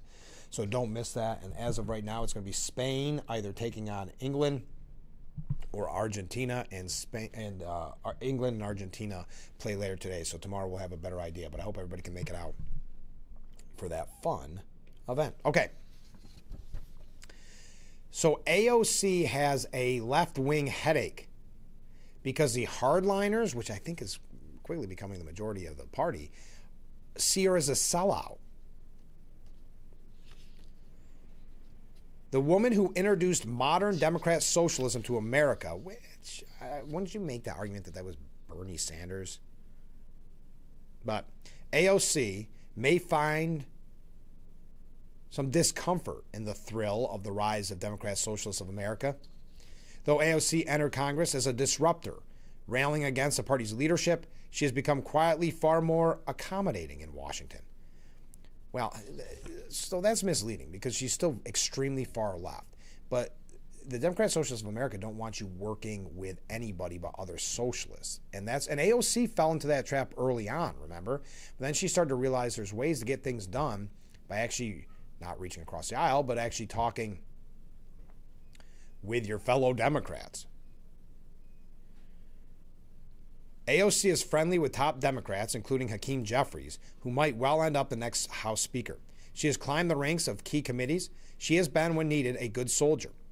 In 2024, at the Democratic National Convention, she delivered a forceful speech in favor of Kamala Harris, hailing the then vice president, of working tirelessly for a ceasefire in Gaza. Meanwhile, members of the so-called uncommitted national movement, progressives who refused to commit to the Harris-Walz ticket over Palestine, were all but barred from the convention. This irked leftists to no end, leading them to question AOC's progressive credentials and to wonder out loud whether she was a sellout. This is getting interesting. The left is eating their own, and we've talked about the civil war going on. Yet beyond the hard left rank and file, AOC is unlikely to face an immediate battle with a new socialist elected. She didn't endorse all primary challengers who won. In deference to her House colleagues, she stayed away from those challenging incumbents or the preferred candidates of incumbents, which is really interesting because her rise to fame, her claim to fame was beating an incumbent. But even so, she had made overtures to the victors, praising Valdez and Avila Chavez in New York. The winners all express a fondness for her, publicly at least. In short, they want to be a member of the squad. There's a larger question, though, over how these relationships might fare and some of the new leftists decide to behave in a more confrontational manner. AOC may run for president and wants to make a bid for a broader national audience. A lawmaker like DAC, Avalar Cavalier, won't have the same incentives. Within the DSA itself, there are also going to be fresh tensions. It's hard to find online gripes from leftists wondering if it isn't hard to find online gripes from leftists wondering if AOC is too soft on Israel, too willing to accept the democratic status quo. How things have changed.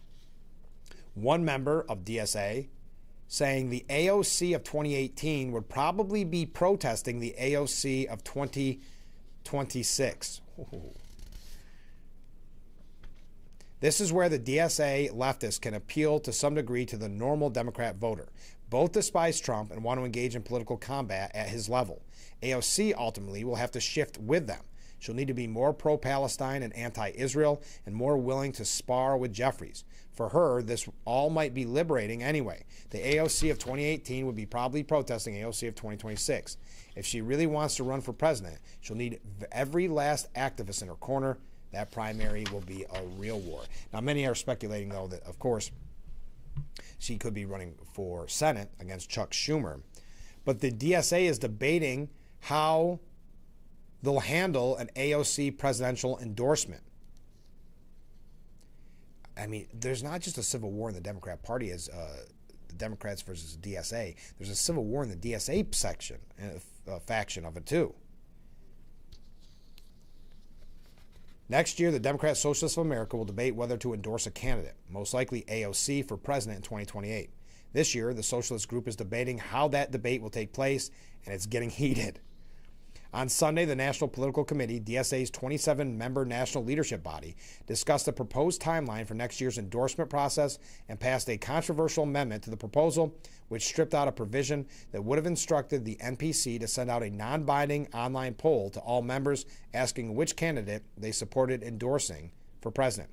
They did not pass the proposal itself, instead referring it back to another committee for revisions. Boy, their meetings with the DSA sound like a blast, don't they? Anyway, they don't know how to handle this, whether or not AOC is a bona fide DSA member. Think of that. With her policy positions, her history.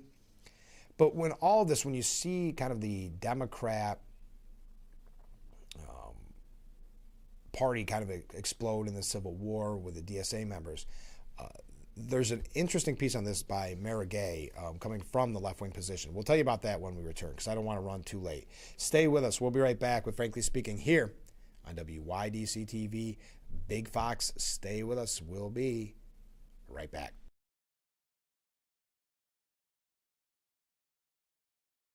Watch Big Fox News on YouTube. This was our last chance to show who our son was. I can't say enough about pre-planning. When you are in those moments, you are not thinking clearly. We showed up for the remembrance, and we walked in, and we just, wow. It was arranged perfectly. Yeah. I certainly could not have done that in that moment. So to have those pre-conversations, it's really important. Visit carpentersphillipsflint.com to learn more about our family-owned funeral homes.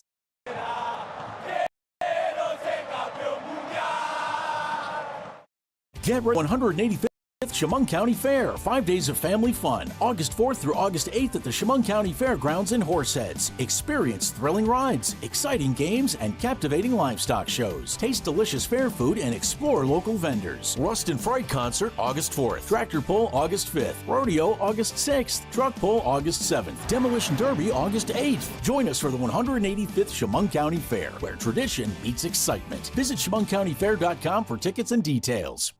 I was diagnosed at 65. 37. Earlier than most. Every 9 minutes, someone is diagnosed with Parkinson's disease. And every one of them can turn to the American Parkinson Disease Association. Visit apdaparkinson.org to learn more and show your support today. Meteorologist Brandon Weathers, we will see some hazy skies for our Wednesday, otherwise continuing heat. A high of 91 overnight. Still seeing a smoke out there, maintaining mid-60s for our low temperatures, running on the warm side of things. Not quite as hot Thursday, but upper 80s is where we will top off. We'll continue to trend a touch cooler, closer to average consistently Friday through the weekend. Over The Frankly Speaking Roof Cam, brought to you by Boss Security in Horseheads. Contact them today for all your business and home security needs. We are back, broadcasting live from the Hesselson's studio. So, Maria Gay, she writes for the New York Times here, and she says the Graham-Plattner saga should not distract from a fact that is bigger than any one candidate. The uprising against the Democrat establishment is coming from the voters, and it cannot be contained. Now, I mentioned that piece that is suggesting that the Democratic Socialists of America are doing a good job of the grassroots campaign, where Democrats aren't. Democrats have been kind of falling for the old ways of doing things and not getting to the nitty-gritty of going door to door. But rising leftists have won primary elections for Congress in New York and Colorado. Another progressive fighter is running a strong campaign to win next month's crucial Michigan Senate primary. Centrist Democrats in the House are already predicting a war with the insurgents when they arrive in Congress, a conflict that could dog leaders such as Hakeem Jeffries, who wants to be Speaker next year. The Democrat establishment needs shaking up. It is weak and it has lost the confidence of its own voters. The mess in the Maine Senate race argues for more discipline on the left, but millions of rank-and-file Democrats and anyone else keeping track can see clearly that the position, tactics, and approach of conventional Democrats have failed. Establishment Democrats lost the 2024 and 2016 presidential elections, handing control of the government to Republicans. They couldn't prevent Republicans from stealing a seat on the Supreme Court. Remember, this is coming from the left, but it's important to hear this. Helping to lead to the overturning of Roe v. Wade and the gutting of the Voting Rights Act. They failed to stop President Trump from sending masked federal agents into the streets or giving billionaires tax breaks. Some of them backed supplying weapons to military campaigns that have killed civilians abroad. While in the United States, everyday people struggle to meet basic needs, such as housing and food. They have also alienated their own voters over many years by stifling competition and dissent within the party. From the Democratic National Committee's attempted undermining of Bernie Sanders' 2016 presidential bid, well, they did. They stole that election from Bernie, to the White House's staff efforts in 2024 to hide President Joe Biden's obvious signs of aging from voters. If anything, Democrat voters indulged their leaders for too long. Mr. Sanders' unsuccessful presidential campaigns in 2016 and 2020 laid the groundwork for the recent uprising, which began in earnest last year with the election of Zohran Mamdani, New York's popular Democratic Socialist mayor. Since then, Democrat primary voters have chosen more candidates who are committed to fighting loudly for progressive values. Mr. Plattner, yes, but also people like Claire Valdez in New York and Malak Quiros in Colorado, both insurgent House candidates. Democratic leaders fear that their party's growing progressive flank will dash its chances in the midterm election. That is possible, but clearly many Democrat voters no longer buy this argument. there's less reason for them to worry than there was in previous election years. Much of their agenda reflects views that a large number of Americans are now holding. Distangling politics and corporate interests, raising taxes on the wealthy, ending military aid to Israel, passing Medicaid for all. About 60% of U.S. adults say they're bothered by feeling that wealthy people and corporations don't pay their fair share in taxes. I'm not going to go through each poll that this person gives. But the political mood in New York City overall may be more progressive than in many places. But the geography of the primary results within the city nevertheless suggests that the appeal of Democrat socialists, or at least part of their platform, is not limited to a small slice of the Democrat base. Is this not exactly what we've been saying? Ascendant leftists swept the gentrifying enclaves of North Brooklyn, where young socialists celebrated their victories with chants of tax the rich and free Palestine under a glittering disco ball. They also won in Harlem and Washington Heights, and we don't have to go through each one of these things either. The insurgents won in the Puerto Rican and Dominican neighborhoods of South Williamsburg. And this, again, continues on with each win. And I don't want to go through it, but they talk about the importance of Mamdani's endorsement. Like the coalition that propelled Barack Obama to the presidency, the Mamdani coalition is multiracial and powered by young voters. And it cuts across lines of class and religion. These Americans believe that the Democrat Party and its leaders are not up to the task before them. In the contest of ideas unfolding in the Democrat Party, the progressives may go on to overreach or lose important races for the party in key swing states. But the cautious centrist and center-left establishment politicians who have dominated the party for so long have failed. The sneering some of these elected officials have directed towards their own voters recently is a measure of their hubris and an argument for still more competition. The Democratic base is finally prepared to take big risks on something brazenly different. So she believes, Mara Gay believes that the Democrat Party's base is now the Democrat Socialists of America, that the moderates are gone. And I think there's a point to be made there. I don't agree, obviously, overall with what she's saying. But if you look at the attacks on Chuck Schumer, Hakeem Jeffries, even though he hasn't been there that long, but remember at those rallies after the wins by the socialists, they were saying, "You're next, you're next," when they had a photo of Hakeem Jeffries up on screen. But you look at something like the perfect storm of Mamdani winning, where you had a socialist, then you had to ask, somehow you got yourself into a mess where you had to ask Republicans to vote for Cuomo, and the Democrats have had enough. I think it's not akin to the Tea Party whatsoever, not whatsoever. Let me make that very clear. But I do think there's a comparison to be drawn where Democrats kept losing and being told that our only chance of winning is re-electing Joe Biden. And then we saw the fall down from the debate, and then they told the same people, hey, the only way we can win is with Kamala Harris. Then you take a step back and you go a little before that where you say, wait a second, I supported Bernie Sanders, but I was told that the only way we can win is Hillary Clinton, or the fix was actually already in, it's Hillary Clinton. So I think there's a lot of Democrats who are saying no longer with the moderates, no longer with the Schumers, in the case of Mamdani, no longer with the Cuomos, no longer with Hakeem Jeffries. And I think you're going to have a situation where it's creating this, what we're already seeing in this civil war, where you are going to get even more extremist candidates because they feel emboldened and they just feel frustrated with the Nancy Pelosi's of the world, the Chuck Schumers of the world. But Hakeem Jeffries not making any friends, I'm sure, with the far left. He's opposing cutting off aid to Israel, but calls for a major reset. The House leader said he would not seek to persuade other Democrats to vote against the measure, which has divided the party amid a deep rift over support for Israel. Representative Hakeem Jeffries of New York, the minority leader, told fellow House Democrats on Tuesday that he plans to oppose a measure to eliminate U.S. aid to Israel, but called for a major reset between the two nations, weighing in on a debate that has bitterly divided his party. This is not going to help him when you talk about his race for Speaker of the House, if that even happens. You've got to keep in mind that that depends on the Democrats taking over the majority. Interesting.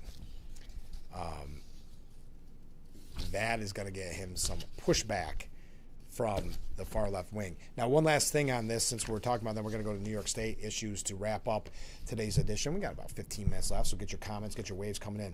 But James Carville, who we've been quoting a lot lately, because yesterday he's been going on a rant every day, but he said President Joe Biden's refusal to drop out of the 2024 election earlier caused lasting damage to his party. Now, yesterday he went on a rant against these far leftists who he believes are never going to win.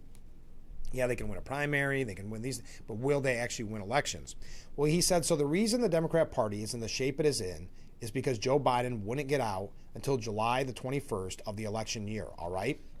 Had Joe Biden gotten out in October of 2023, we would have a Democrat president. Don't kid yourself. I think Carville's the one who's kidding himself. And by the way, all the people on the left who say the Democrats don't fight hard enough never said a word about Biden running for re-election. Not any of them. They all fell in line. Carville has spoken previously about the Democrat Party's association with far-left identity politics and has clung to its reputation like a foul stench, he has said. And I think Melissa Del Rosa, I know I keep quoting her, that used to work for former Governor Cuomo, who said the DSA section of the Democrat Party is a parasite. When I never thought I'd see this, Carville said. I'm having a little bit of trouble adjusting to it, both politically and just personally. Now, CNN senior analyst Rob Brownstein said in the center, if the center wants to win in 28, they're going to have to show two things. They've learned from the past, and they're committed to fighting the MAGA movement with greater energy. I don't think 2016 or 2026 proves that the left is going to win in 28, but it shows that the center is going to have to fight to maintain control of the party. Carville's saying, we lost because people wanted a change election and we didn't give it to them. And now they're saying after what we did that, fight, great, okay, wonderful. The flaw in the Democrat Party right now, the reason we have no power is Biden got out of the race too late. And had there been any kind of choice, my personal view is we would have won the thing, and it wouldn't have been close. Yeah, but he said it wasn't going to be close. That Kamala Harris was going to destroy Trump. So take everything he says with a grain of salt. I'm not as certain the Democrats would have won even if he got out, Brownstein said. But there's no question that him staying in reduced their chances even further. All right, you heard the corning whistle. Stay with us. We'll be right back with Frankly Speaking after this.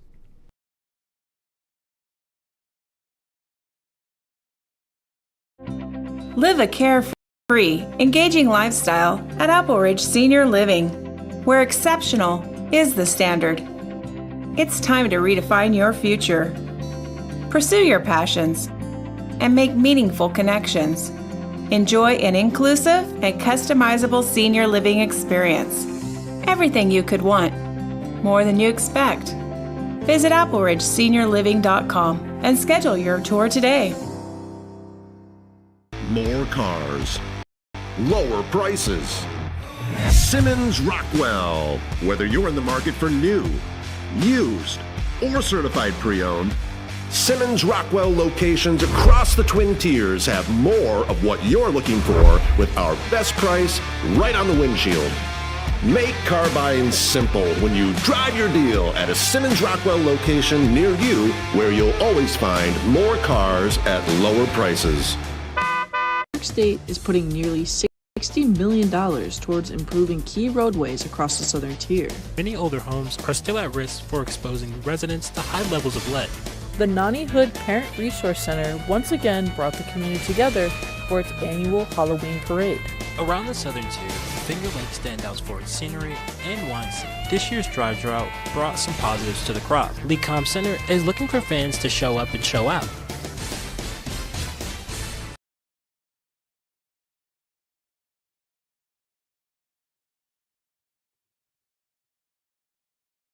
The Frankly Speaking Roof Cam, brought to you by Boss Security and Horseheads. Contact them today for all your business and home security needs.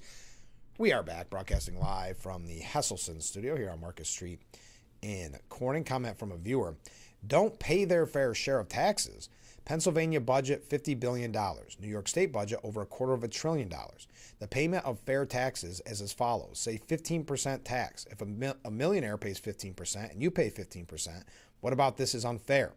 But not only this, the reality is that if you are paying 15%, the fact is that the millionaires pay a higher percentage. I agree. That's why I was reading that piece from someone from the far left and the arguments that they're going to be making to push the Democrat Socialists of America agenda. But they are running on affordability. I mean, it's just like Mamdani. Affordability was their term. And how is things going to get more affordable in New York City? The government is going to pay for it. The government is going to give you these handouts. Now, you and I know that money doesn't come from the government. It comes from you and I, the taxpayer. But that's what they're trying to, that's the message they're trying to push to maybe the more low-informed, low-information voters. Okay. I mentioned New York being the first state to enact a statewide moratorium on data centers. We're going to talk about that in just a second, but I have to mention this and get your thoughts on it. I probably should have kicked off the program with it. This is so odd to me, but leave it to New York State. So I'm not going to weigh in on pro or con, just your thoughts on it. New York lawmaker Nikki Lucas proposed a 10% discount for shoppers who use the self-checkout lane. The bill, which was introduced in May, would only require retail establishments that also sell food to provide the discount. Isn't it good that with all the struggles we have here in New York State, business climate, public safety issues, high taxes, least amount of freedom, that this is what we're focused on?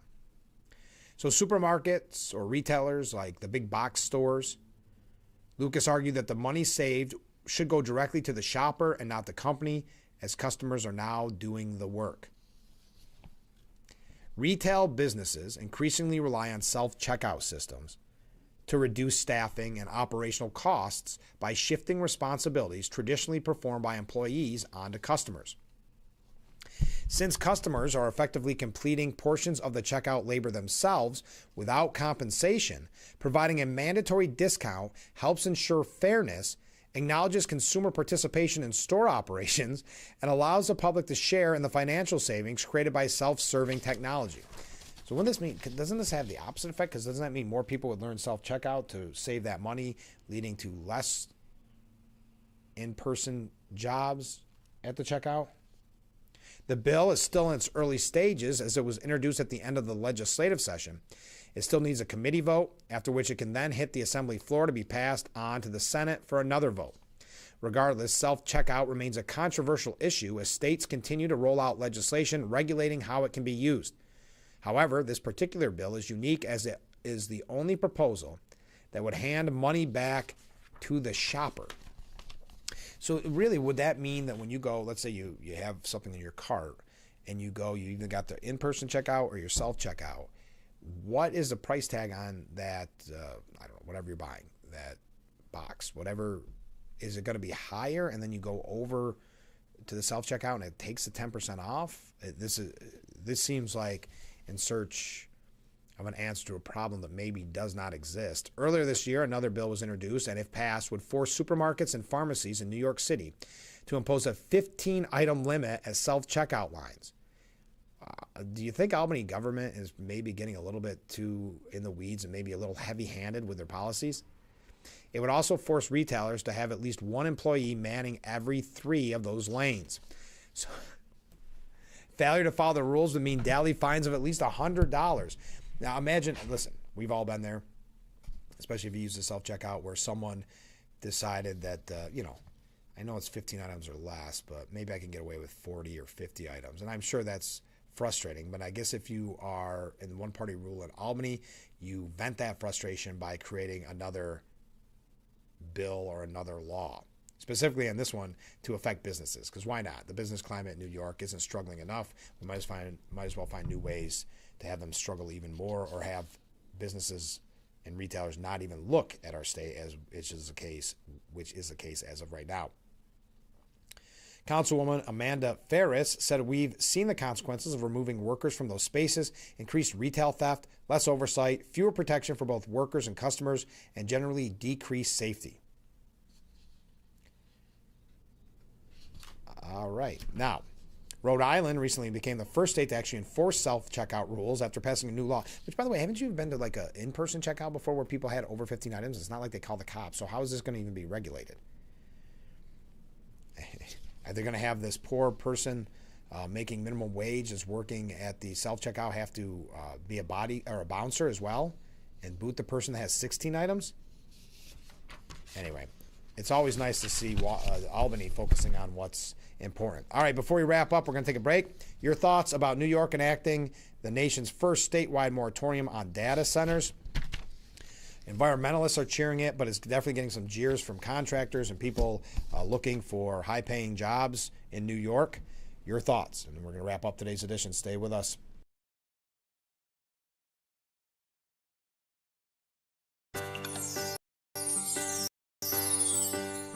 I just love coming in after they've been here and seeing everything clean and tidy. It's such a good way to start the week. Sometimes I wonder if they are magic. I feel like it's the details that is everything. The being able to pick up on things that most people don't see or don't even think about. House, business, or anything else, go with Magic Rags. The Enchanted Crew has you covered from ceiling to floor. What would you do with free gas for a year? Would you take the long way home? Take a road trip with your best friend? Or find somewhere you've never seen before? Because sometimes the best memories aren't planned. They're the ones waiting at the end of the road. Enter to win free gas for a year through the Quick Fill Fueling Discovery Summer Giveaway. Get ready for endless adventures ahead.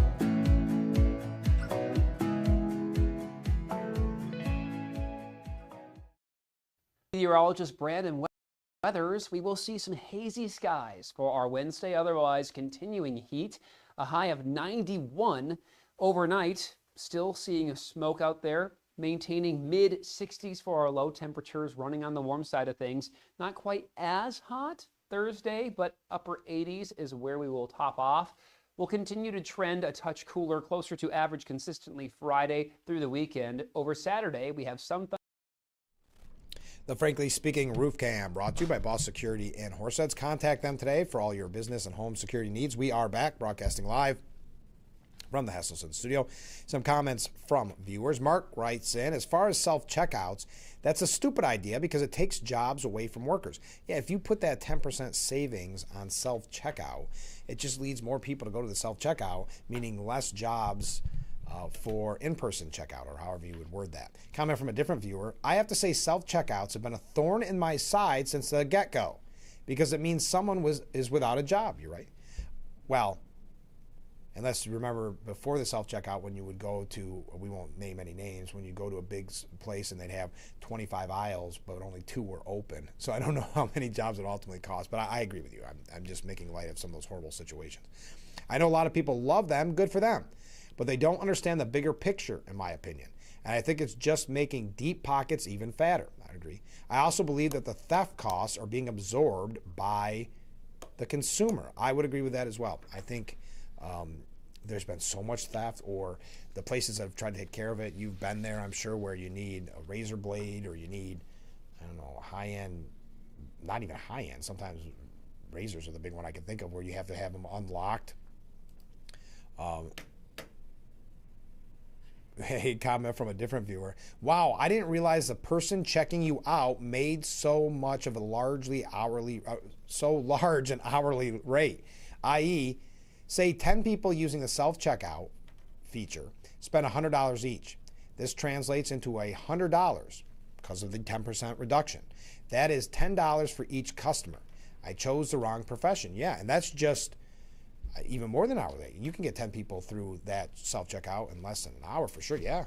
But that's the argument, that you're doing the work. So it's, I guess, a punishment. But thank God for intelligent Democrats bringing this to my attention. Thank you very much. Comment from a different viewer. Good morning, Frank. Enjoy your day. Well, how nice is that? Thank you very much. I hope you enjoy your day as well. That does it for today's edition of Frankly Speaking. Where did the time go? Have a great day. We'll be back tomorrow morning with our friends from Steuben Senior Services Fund, so don't miss it.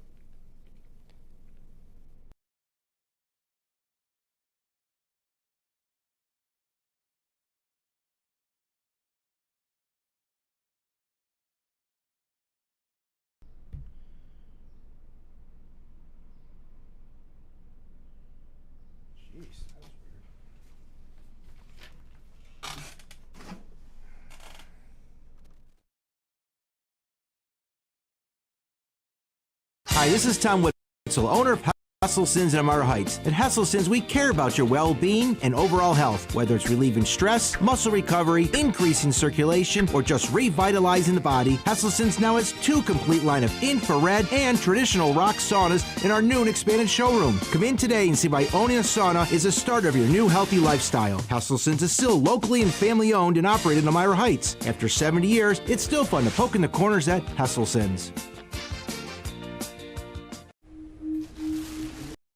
I had to pack up all my things. I had to leave my home. And I never knew where I was going next. It felt like I never even had a say. But then you came along. Change a child's story. There's a child in foster care waiting for a volunteer like you. Learn how you can help at nationalcasagal.org. After having arthritis for 30 years, I did want to work and keep working until my retirement age. The feet problems I had just made it impossible. The team was excellent.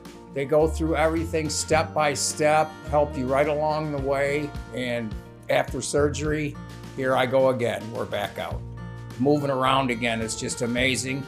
And I'm very much appreciative of the care I received. It was exceptional.